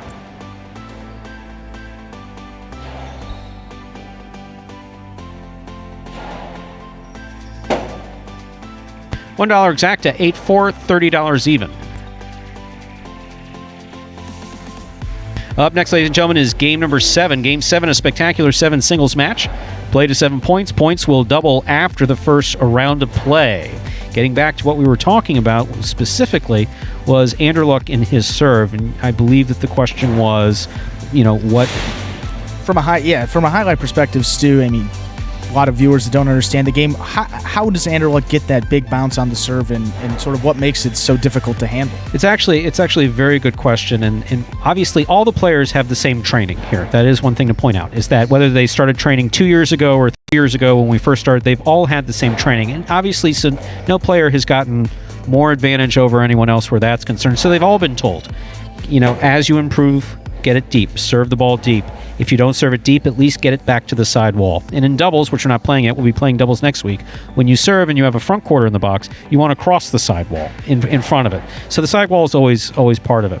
Anderluck, more so than anyone else, has always played with a lot of power, but a lot of power doesn't always make a difference if you got to get it between the 4 and 7 line. So the risk of overserves is pretty significant. He has practiced and practiced and practiced and found a balance of getting the ball to go deep into the service box and go straight to the corner. A perfect serve, an absolute perfect ace would be if the ball lands in. So it lands in the 7 line on the serve, bounces up, crosses the sidewall behind the 13 line above the opponent's head, where the opponent can't get to it. That would be a perfect serve. In the practices, I saw Anderluck do that 2 or 3 times. Wow. Yeah, and as you can see, having a great serve is really a big advantage, because if you can put it right along that side wall, it just makes it exponentially more difficult to catch, as opposed to having it maybe on that right side or even just away from the wall. That's more of a mental thing as well. You're right along it. It makes it more difficult to catch. It's absolutely true. And one of the things that we've come to, for anybody who's been following Magic City since the beginning, in the first year, with all due respect to our players and to our program, we were happy that they got it in the serve box. And there was a lot of times where they didn't. Right. So to be able to grow from just being able to get the serve in to basically eliminating. We see so few, especially in singles, which you should really never see an underserve in singles. There's never an excuse to underserve in singles. Traditional high-lie here, there's just no excuse to underserve in singles. Overserve, yeah, because you're trying to move the ball back or serve it deep in the box. So sometimes you flirt with that overserve line at number 7. So, and we've grown as a program to where now we're able to get into some of the weeds where legitimate high-lie is played. And that's been one of the most exciting things to see. And obviously some players have it more than others. Some guys we're not exactly, we do want them just to get in the service box. But Andrew Luck in particular has just been absolutely fantastic by combining that power with that accuracy. Yeah, and that serve really helped him in that 2019 campaign, just giving you some of his stats from that season last year. 78 singles wins. That placed him just outside the money, 4th place in the season-long standings, and he took 2nd place in our second doubles tournament. We had 3 doubles tournaments last year. He took 2nd in that second one. So a really good season for him last year, and as you mentioned, he was really good. One of the biggest improvers in this offseason. Friends with Douglas and playing with him all the time. Roommates, actually. Roommates with Douglas. Ikeda, Douglas, Andrew Luck. Wow, how about that? We got 3 guys on the team all living together. Living Davy. That's great. With 1 dog and 2 cats. Wow, they got almost a whole farm out there. It's a little menagerie. They got a whole family out there. Oh, that's great. High-lie. And here's a little feature about Andrew Luck that you might not know. Tough guy, right? Tough Absolutely. guy. The Raging Bull. The Raging Bull, great serve, whatever. A fantastic host. Really? Absolute host. You would never expect if anybody has the chance to visit, if they get an invite, he stands in the kitchen basically the whole time, make sure that everybody has beautifully mixed drinks. And I'm talking about he actually crushes fresh berries for his drink. That's what he'll do for a drink. I mean, imagine what he'd do for you as a friend. And just a great guy. I mean, exactly. The type of guy he is, really. So there's a little tidbit, because one of the things in the millennial takeover of high-lie and in my old-fashioned announcing that's boring and no one wants to listen to it, which I get that. But so they've wanted tidbits about the players, and there's a tidbit: the guy crushes fruit for drinks. It's a great, Stu, going off that, obviously a lot of time.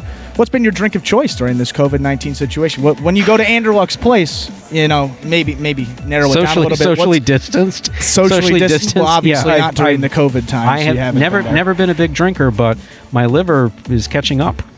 It definitely is. I have not. I've been responsible where COVID mitigation is concerned, but no, I probably had more alcohol in the last year than I have in the preceding. I just turned 51 in March. I've been drinking like a fish. Don't particularly like the sensation of being drunk, but fortunately we only have 1 minute till post, so I can jettison out of that conversation. But as far as a straight up drink, bourbon. Yeah, absolutely. During this time, I've kind of switched it up. I'm half Italian, so kind of the wine thing is in the blood. My grandfather makes his own wine back at home. Wow. So that's been something new to me. The NBA trend. You see LeBron, all these top NBA guys. They've really gotten into the red wine. Good for heart health. That's most important. That's what I understand. Absolutely. So that's been good. I've been watching out for that. With any luck, this 1 minute's going to roll off, and we'll be able to get back to high-lie because we're now on wine. But from what I understand, people like to hear about stuff like that. So, by all means, please, if you're not happy with what you're hearing, please contact Lindsay. I'll put my phone number up there. We'll take some direct comments and calls. Direct calls. No, God, don't give them that idea. And we're at 0 minutes till post, so it's time to play. Thank God. Game number 7, a spectacular 7 singles match. Play to 7 points. All points will double after the first round of play. Serving in the red shirt of post 1 is Juice. Receiving in the blue shirt of post 2, Lamonte. There's the serve. We begin game 7 with a great catch by Lamonte. Par throw by Juice. Missed by Lamonte, point 1.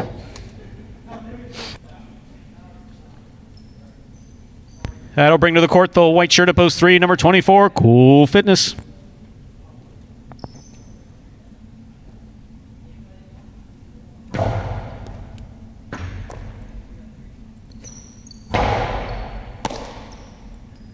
Juice, hard to the front wall. Great catch by Cool Fitness. Backhand to the inside.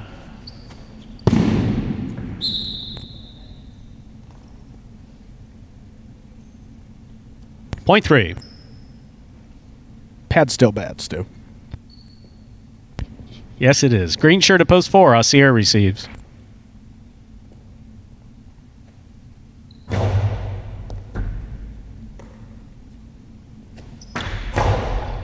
That's a hard reverse by Assier.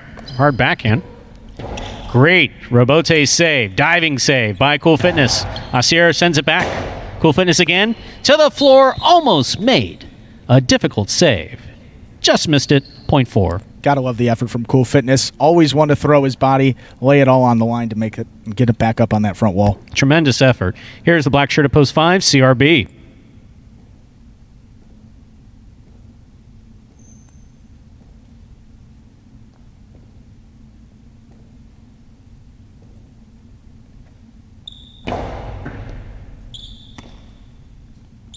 CRB comes strong from the forehand. Gets by Assier the first. Assier turns around, makes an excellent effort to save that Robote. Just missed it. 0.5. Here's post 6. Number 29, Vuelo in the yellow shirt receives.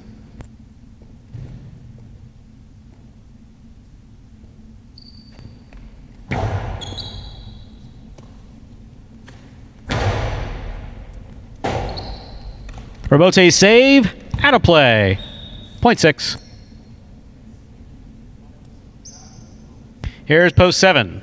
Tennessee in the pink shirt.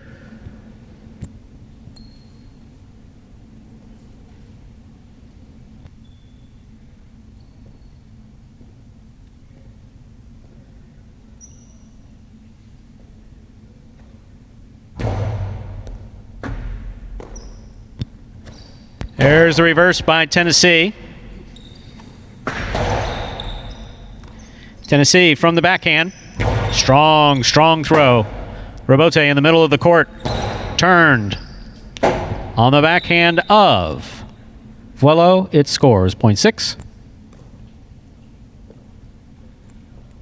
Here's post 8, Fred in the purple shirt.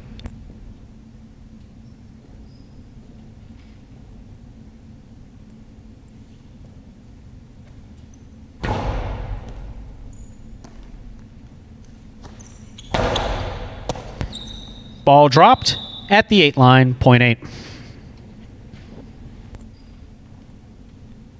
The first round of play is complete. That means all points are double now through the end of the game. Here's post 2 in the blue shirt. Lamonte receives.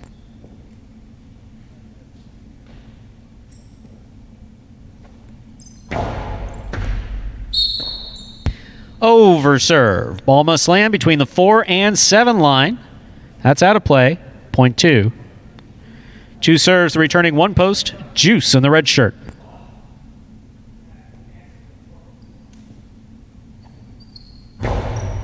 It's a beautiful serve by Lamonte. Nice and deep all the way to the 13 line.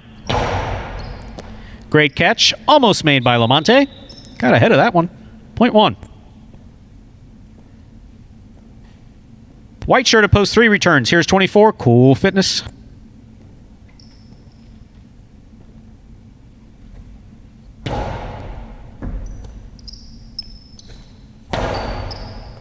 Scoop attempt by Juice, tipped at the side wall, 0.3. Here's post 4, the green shirt, Assier.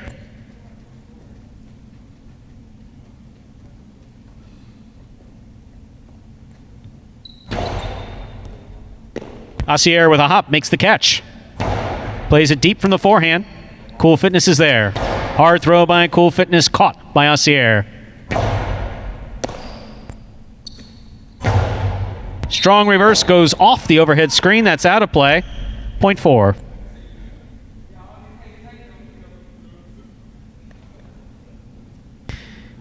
Back and ready to receive in the black shirt. We have post 5, CRB. Against to Machu Picchu, taking another victim early in this first performance of the day. Machu Picchu, what we call the overhead screen. Thinking of you, Paulie.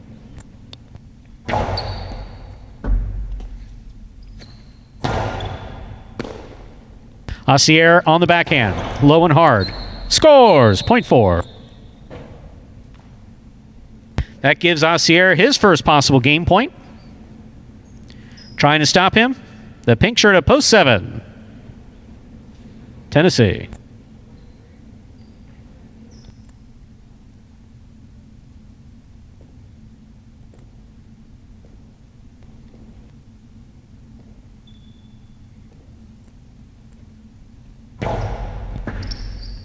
Tennessee opens up on the forehand, over the top, looking for the big bounce.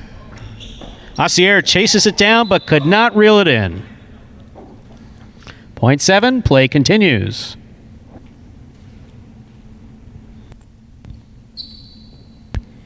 Here's post 6, Vuelo.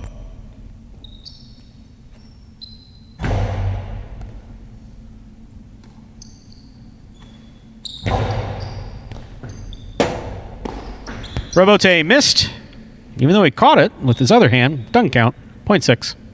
It's just a baseball guy reaction, Stu, just trying to make a play. Here's post 8, purple shirt, Fred.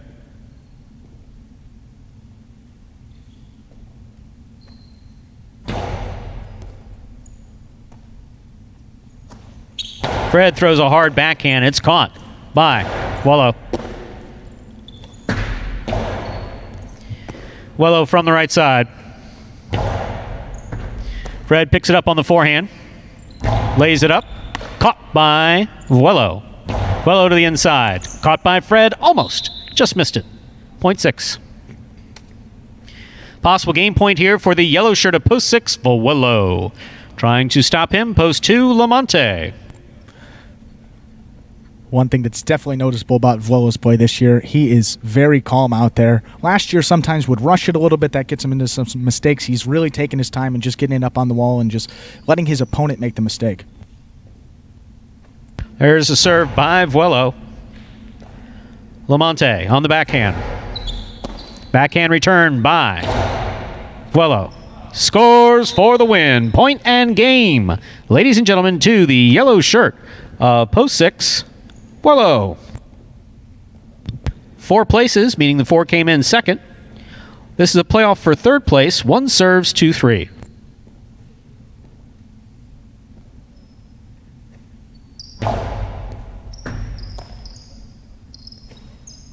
Strong reverse. Caught in the air by Juice.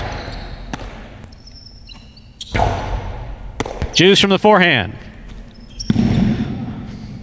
Went to the outside and missed. Hit the pad, and the pad is bad. Point and place 2, post 3.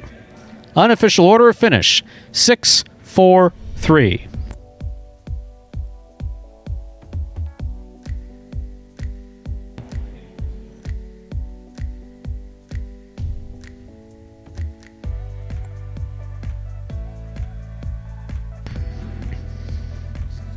So Vuelo coming up with a win there. That's good to see. The wins, the games have been pretty well spread around amongst. No one player is actually dominating a number of the games, which is the way you want it. You want to see guys who have been working hard, trying to get some wins. And for those of you just tuning in, if you're not familiar with Jai-Alai, players make a base salary that they're paid weekly.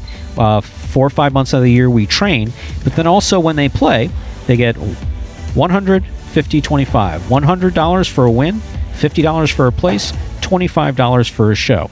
And when you consider how many games we play throughout the season, that does considerably add up. Plus, whoever's dominating at the end of the year, so if you've won the most number of singles games, there's $15,000 extra dollars for that, and a couple doubles championships with $10,000 for first, that's split between the front and the back quarter, and $5,000 for seconds. So we'll start doubles next week. So that's how basically the money is. That's how the money is spread out here. And a key point that you mentioned there, Stu, the incentives for these guys, meaning that it's always in their best interest to give 100% out there. They're always looking to score as many points as possible to get as much money as they possibly can. Absolutely. It's incentivized, and the better you play, the more money you'll make. We like to tell them there's a big pile of money out there on the court. You got to get it. And let's take a look at our payoffs for game number 7. The 6-4-3 was the result. So the $1 quinella, first and second in any order, that's 4-6, returning $36. The trifecta, 6-4-3, returning $47.50. That's first, second, and third in any order. $1 high five, 5-1-2-8-6. So that's a pick 5. 3 of 3 numbers, returning $3.30. So we're already developing a carryover jackpot where that's concerned. Our exacta consolation, 6 all and all 4, $29.40, $11.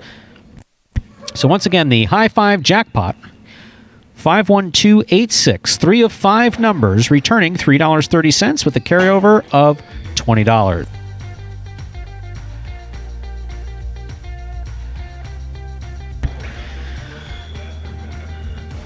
Up next, ladies and gentlemen, is our 8th game, a spectacular 7 singles match. Play to 7 points. All points will double. After the first round of play, Game 8 closes out today's Mighty Ocho.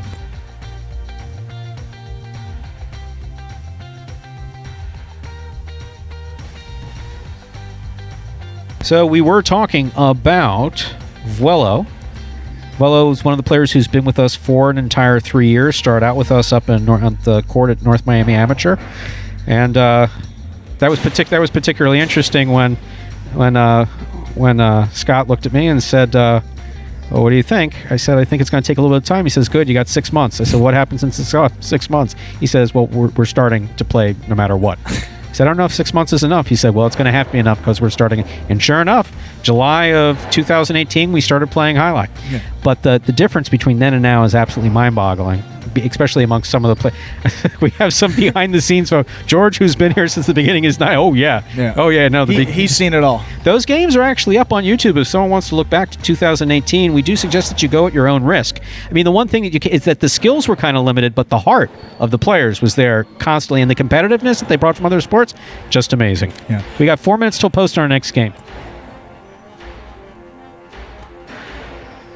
And a little more about Vuelo, the winner of that 7th game. Had the luxury of working on his player profile. A lot to know about Vuelo. He actually, as Stu just mentioned, is one of the guys he didn't really think that he can maybe do it at the professional level. Well, he was a Taekwondo star growing up. As he said, he had camera crews going around him, won tons of national championships and all that jazz. So a really good Taekwondo athlete, and made the transition to Jai-Alai. And when he did that, he never really had any ball sport experience. He never played football. He never played baseball. He never played basketball, where a lot of these other guys on our roster may have had that experience. So he, as he said in his own words, was at a pretty big disadvantage when we began this thing a couple of years ago. And as you heard Stu mention, he obviously had the athletic tools to be able to do it, but he was very raw at that time. And just from my experience watching Vuelo play, he was injured at the beginning of last season, so that was kind of tough for him, not only starting his first year of professional play, but also starting it late. The guys that were playing before him had just improved tremendously, so it was difficult for him to get some traction in the early part of that season last year. But at the end, he really did turn it on. As we see here, his stats on the season, he ended with just 20 singles wins, but as we said, he's definitely a much better player than those 20 wins. That number is misleading. He had a lot of those wins coming at the later part of that season. As we mentioned, he did Taekwondo at Santa Fe College, and the nature of the nickname Vuelo, as Stuart just mentioning, the nature of the nickname Vuelo is actually a particularly funny, and it's an interesting story, one that you may have first-hand experience of. And just to give some background, they say North Miami, that's where the players originally trained, and you said you saw Vuelo that first day he came in, and in his words, he was just all over the court, jumping everywhere. So maybe you could explain the story of how he got the nickname that he had. To be honest with you, I don't remember. Wow. I know. No, thanks for the setup. I appreciate that, but in his words, as Vuelo said, he was just, and you saw in this previous game, he jumped sometimes for the ball when he didn't need to jump. He was jumping unnecessarily and was just flying all over the court. So obviously the nature of this game is a Spanish background. He wanted to go with a Spanish name, knowing Vuelo that is very in line with his personality. Cultural connection to the game, always a funny guy looking make it that way. So Vuelo is what he came up with. Well, listen, if anybody's interested in seeing what it was like in the beginning, you can always look back on YouTube to those first games. But then there's also the movie Magic City Hustle.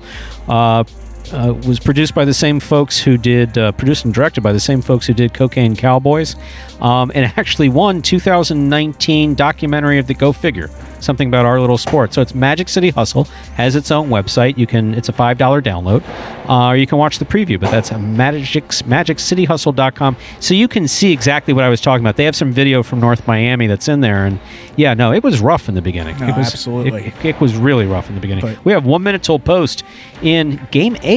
Boy, these games fly. Well, I guess, yeah, when you're talking behind the scenes, not something I'm used to doing. It goes quick.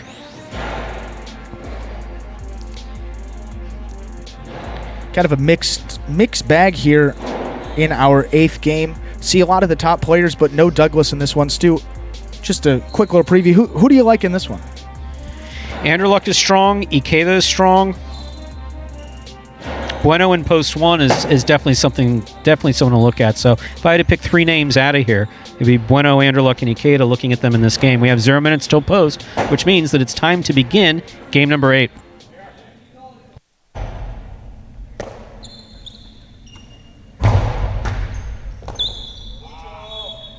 We are ready to begin game number 8, a spectacular 7 singles match. Play to 7 points with all points doubling after the first round of play. Game 8 concludes our first ever Mighty Ocho. Serving in the red shirt of post 1, we have number 22, Vuelo. Receiving in the blue of post 2, number 8, Jedin.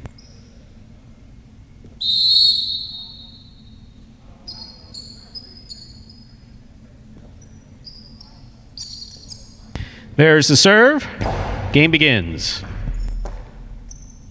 Jedin from the backhand. Beautiful backhand thrown deep. Vuelo's there. Jedin hustles, but missed it. Point 1. Here's the white shirt of post 3. Number 30, Diaz receives.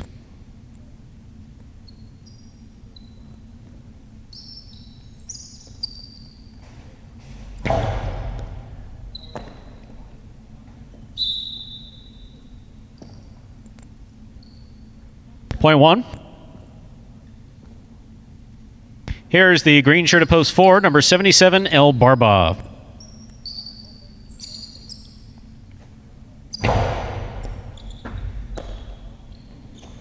Strong reverse by El Barba. Caught in the air by Vuelo.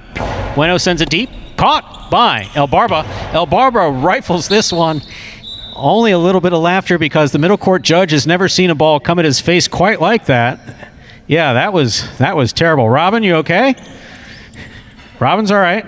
Gets a little hand wave. It's his first day here at Magic City Jai-Alai. Got to keep your eyes open. That type of stuff happens. Welcome, Robin. All right, good welcome to the team here. Black shirt of post 5, Tennessee receives.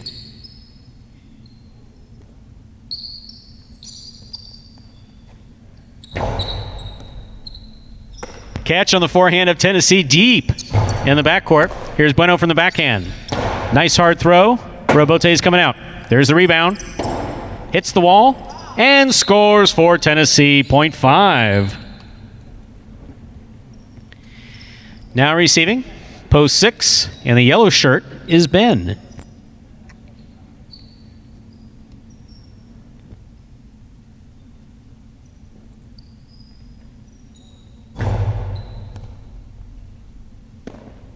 Ball dropped on the forehand of Ben.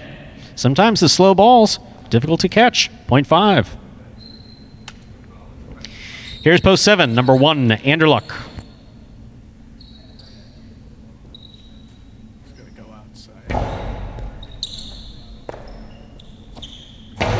Anderluck goes deep. 2-ball, Robote thrown on the backhand of Tennessee. Hard throw by, wow. Yep, don't want to get hit with the ball. Get the cest up, get it out of the way. Point 7. Stu, what are those? What's the material of those balls for the fans at home that don't really know how hard it is? The ball is very hard, like a little bit harder than a lacrosse ball, a little bit more dense. Will not feel good if you get hit. Ikeda in post 8 receives. Hard throw to the inside, will score from the forehand of Ikeda. Point 8. Here's post 2, Jedin.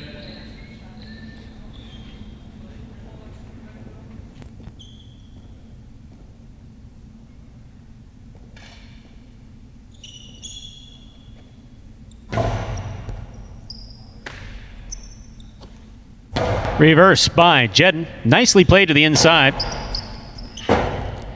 Forehand. Robote hits the pad, and the pad, yes, is bad. Point 8.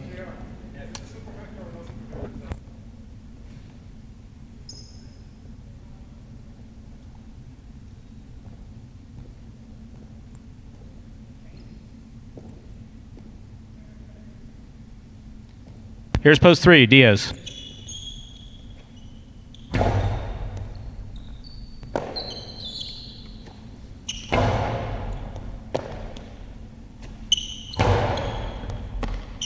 Ball missed. Point 8.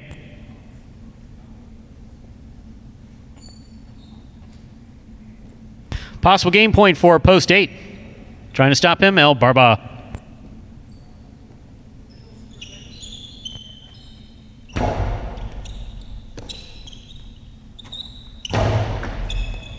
Catch on the forehand of Ikeda. He comes over the top on the forehand. Caught by El Barba. He dropped it. That's point and a perfect game to the purple shirt. Post 8 Ikeda. 1 places, 5 shows. No playoff here. 8-1-5 is the unofficial order of finish.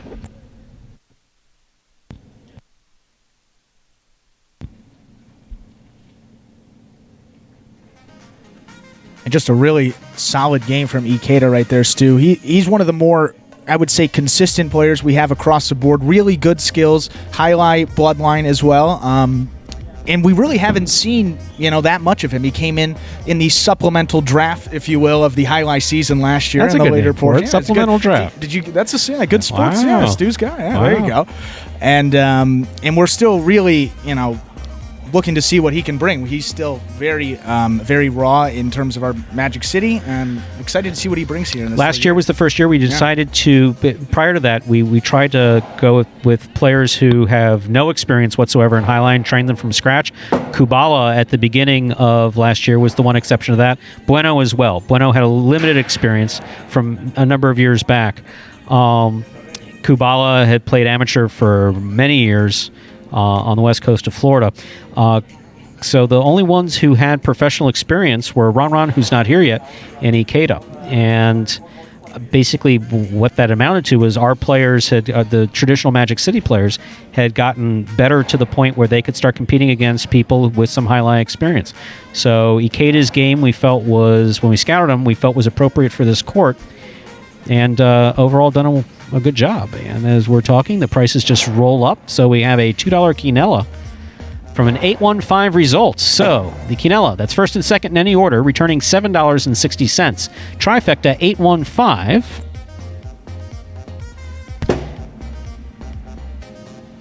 As soon as that rolls back around, we will give it a read. Trifecta 8-1-5. First 3 finishers in any order, $145.80. The exacta 8-1, $33.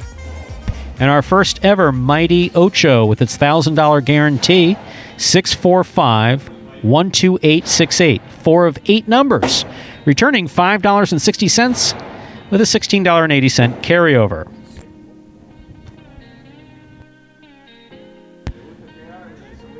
Up next, ladies and gentlemen, is our 9th and final game of this inaugural performance of the 2020 season. We will, of course, be back at 4 p.m. We call it an afternoon performance. It's not an evening performance. So Thursdays and Fridays, we have performances at 12 p.m. and 4 p.m. Saturdays, we're at 4 p.m. Sundays, we're at 12 p.m. Up next, the 9th game. That's a spectacular 9 superfecta match. Next game is played to 9. That's 9 points, with all points doubling after the first round of play, offering our first and only superfecta wagering opportunity. Superfecta, like a trifecta, just cash on first through 4th place. Post time is just about 7 minutes away.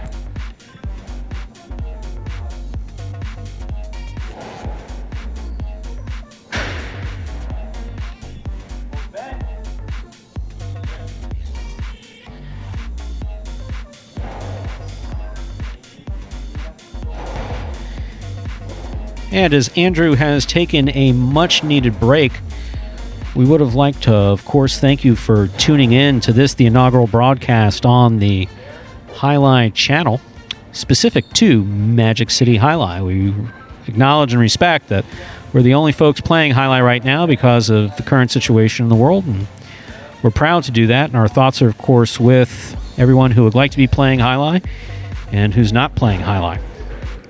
We've enjoyed some really good support from the Jai-Alai community, especially last year and this year. Our players the majority of whom just started playing 3 years ago. No Jai-Alai experience before them. Have gained a lot of respect. Watched a lot of video, oddly enough, of of Highlight on YouTube, of partidos that are played Spain and France. Of course, we occasionally make the trip up I-95 to the Dania facility, currently closed though. Highlight on the whole is a beautiful sport. If you're new to it, we hope you enjoy it. Again, I gave you our schedule earlier. We're going to be here the Thursdays through Sundays for the next 2 months. 2 performances a day on Thursday, 2 performances a day on Friday, Saturday and Sunday. You'll be able to tune in, be able to catch replays on YouTube as well. If you're so inclined to place a bet, you can online. No need to come to the Fronton, and of course you can come to the Fronton right now. Soon, we hope to be able to welcome you. But if you look at watchandwager.com, you can actually set up an account with them, place wagers on our program. That's if you're so inclined. Yeah, I don't get that at all. We have 3 minutes till post in Game 9. Game 9 is now just 3 minutes away. No, you're good. No, you're good. Thank you. Yeah, thank you. No, this is perfect. Yes. Different headset. This it's like a normal one. Yeah, it like goes. Yeah. No, whatever you want. Yeah. It's 2 minutes. 2 minutes remain for placing all wagers in Game 9. So you're all equipped with your new headset? I got this new headset, Stu. Looks pretty good now. I look like an offensive coordinator, defensive coordinator. No, I hate to Nothing? break it to you. No, you look like you work for AT&T. You really do. In fact, I need to talk to you about my bill. It's been wrong the last 2 months, and I don't understand why. Stu, if I could give you AT&T credit, man, I would. I sense your frustration with that. That's why I actually ended up moving away from my apartment, going to my parents' house, because that was tough. Couldn't really get a lot of TV, not a lot of strong internet connection. So AT&T, you got my number, 224-938-3859. Let me know. And for anyone else who may want to give us feedback, please start texting him. Leave me alone. I said it quickly. I don't know if people are going to go back through the right. No, they can always hit the rewind. telecast and hit get, yeah, rewind, good but- idea. How about the Social Security number and the last 4 of your credit card?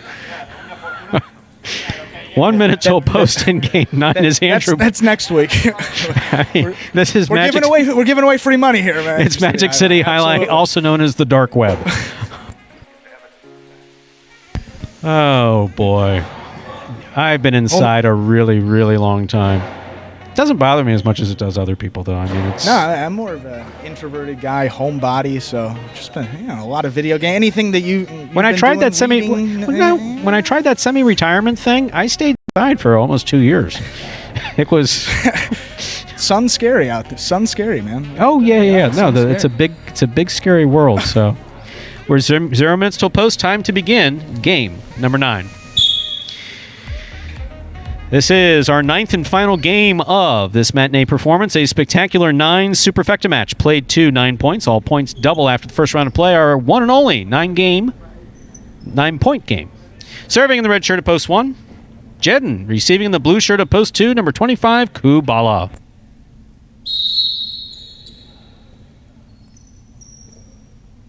Jedden serves. Game 9 has begun. Kubala, deep from the left side. He catches this on the forehand. Plays the carom, that scores. Side wall, front wall, floor, and out. That's the carom thrown from the right side. Point 2. That's arguably one of the best we've seen in this performance, Stu, and in Kubala, that's one of his specialties. Great kill shot there. Here's the white shirt at post 3, Andrew Luck.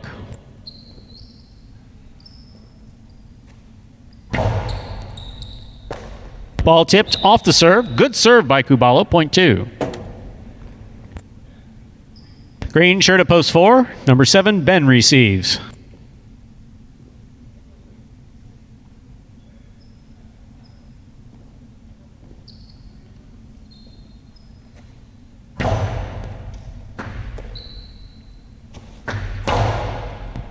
Catch by Kubala. That's a strong backhand throw by Ben. Ben catches this one in the air.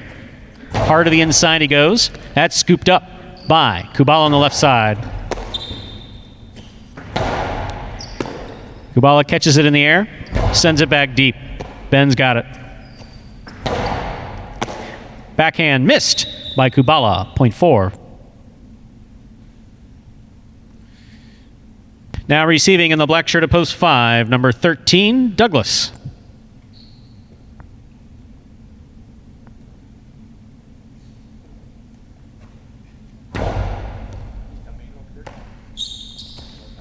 Low, hard reverse by Douglas, scores, point 5.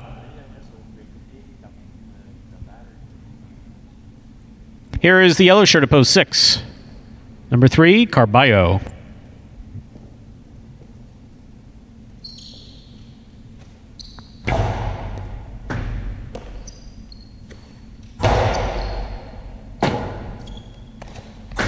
Two-wall rebote, lands wide, point 6.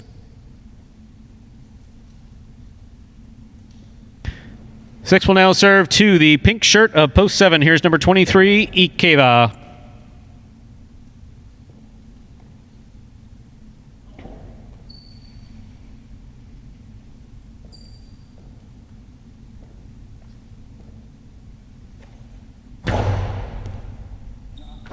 Great catch by Ikeda on the backhand.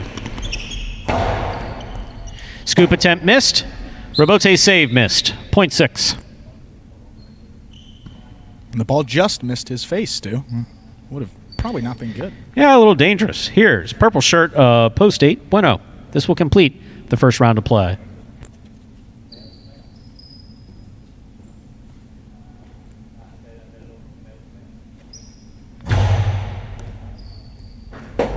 What a serve by Carballo. That was picture perfect. We were just talking about that earlier. Deep to the box, crossing the sidewall high. That was perfect. Point 6. Here's the second round. All points are now double. First to return, Jed.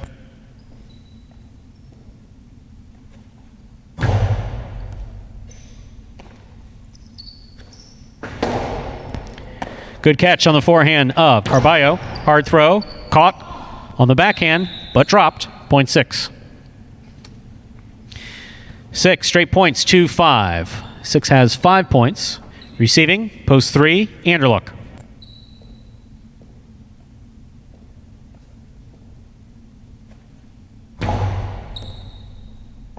Great catch by Anderluck on the forehand. Long carom by Anderluck. Carballo on the run. That scores beautifully thrown.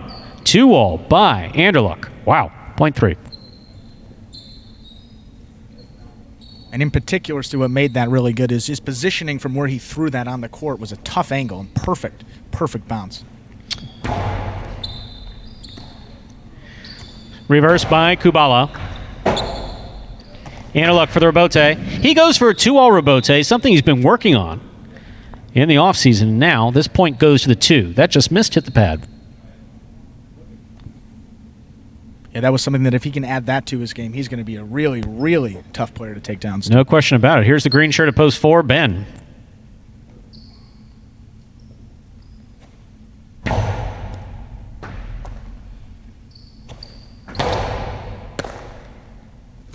Carom by Kubala. Ben read it, stopped it on the forehand.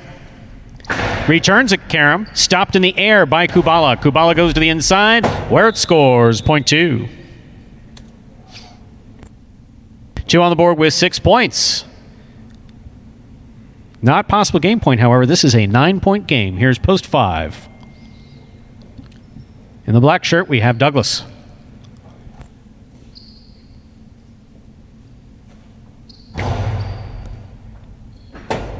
What a serve by Kubala. High bounce to the corner. Excellent. Possible game point for post 2, Kubala. Trying to stop him. Post 1. Keba.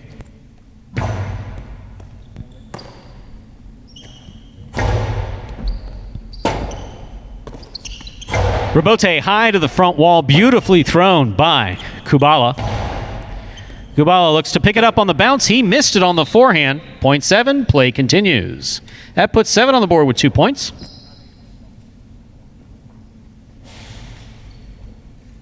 Receiving post 8, Vuelo.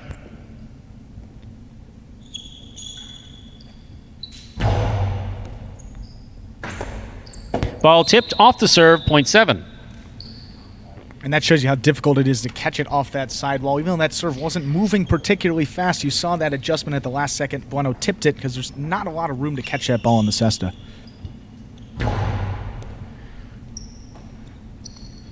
Reverse by Jedden.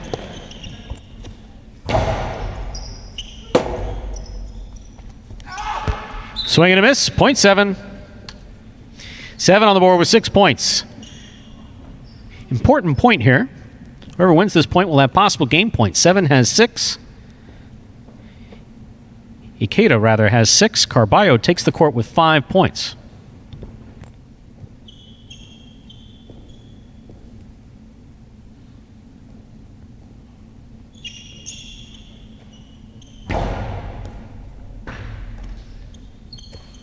Backhand throw by Carballo. Hard throw on the rebote by Ikeda. Wow, that was close. Carballo hard to the inside. Ikeda. Woof. Point 6.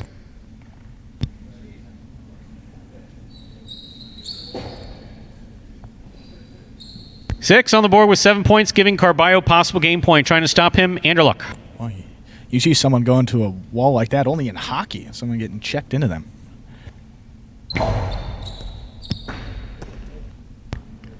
Anderluck, big, powerful forehand. Carballo hustling to make the save. Missed the rebote. Point 3. Play continues.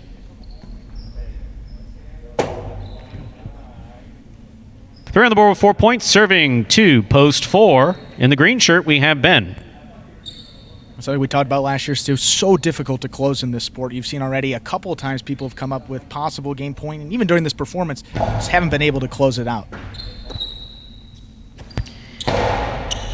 It's true, that is hard. Here is the reverse by, rather the backhand by Anderluck.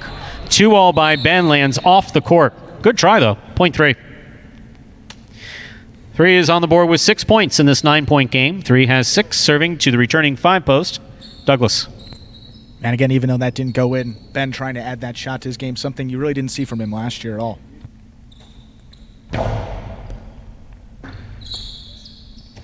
Douglas on the backhand, a strong backhand caught by Anderluck.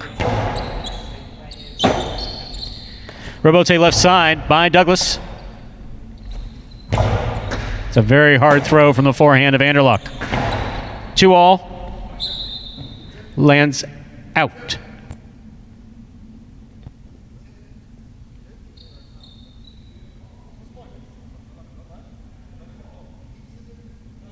There is some question as to whether or not the ball was tipped. Ball was tipped. That's the call. Anderluck tipped the ball. Loss of point. Point goes to the 5.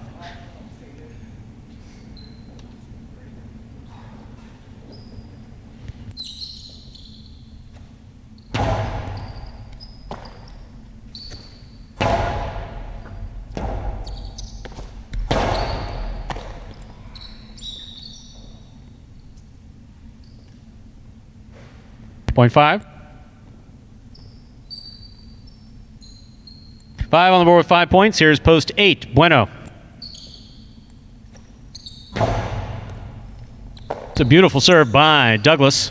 Vuelo goes deep from the backhand. Backhand rebote. Scooped up, but not held on to by Vuelo. Point 5. 5 on the board with 7 points. Here's post 1. Jedden.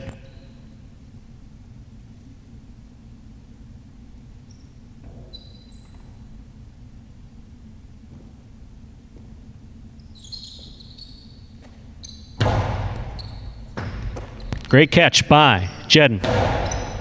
Douglas from the right side. Powerful forehand throw. Nice rebote save on the backhand of Jedden.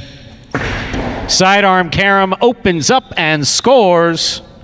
Point 5.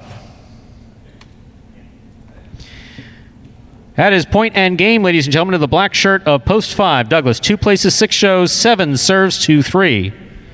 This is quad point, or 4th place.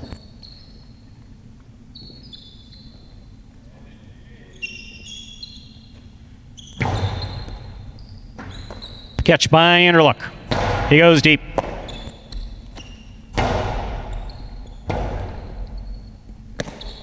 Forehand rebote sent to the overhead screen. That is out of play. Point and quad, post 7. Fourth place goes to Ikeda. Unofficial order finish, 5-2, 6-7.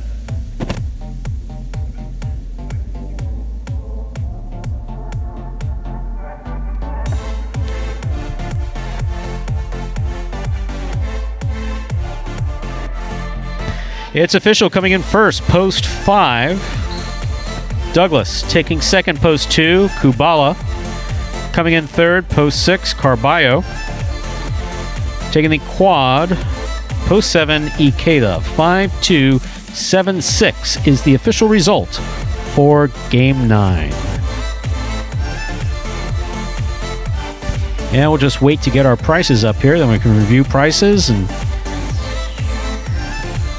I think that our first day back, especially considering the crisis that's going on elsewhere, and here too, was stellar. I think this was a great performance. I would say the play was great. Had a ton of fun talking with you, doing this broadcast. Yeah. Coming for my job and saying how great I am to talk to. Right here. Let me get the other knife out. Here you go. I've been considered. I say from the beginning, I've never met anyone. Stu's got a great voice, knows the game better. Great play-by-play guy. He did an awesome job for this first session. Why, thank you. No. There were a couple. Yeah, I'm sure. I'm sure in the post meeting it will not be flawless. We're looking at our prices for Game 9. $2 Quinella 2.5. That's first and second in any order. $11.60. The trifecta 5.26. $70.40. $17.60 on the try box. The exacta 5.2. And the superfecta, first through fourth place in any order, 5.2, 6.7, $23.66. And don't forget, ladies and gentlemen, we are done for now, but we will be back at 4 p.m. Thursdays and Fridays for the next 2 months. We will play at 12 p.m. and 4 p.m. right here on the Jai-Alai Channel and on the signal that comes through on the Magic City Jai-Alai website. We'll be back on Saturday with a 4 p.m. performance, and then on Sunday we'll finish out the week with a 12 p.m. performance. We're closed Mondays, Tuesdays, and Wednesdays. We'll be back on Thursday.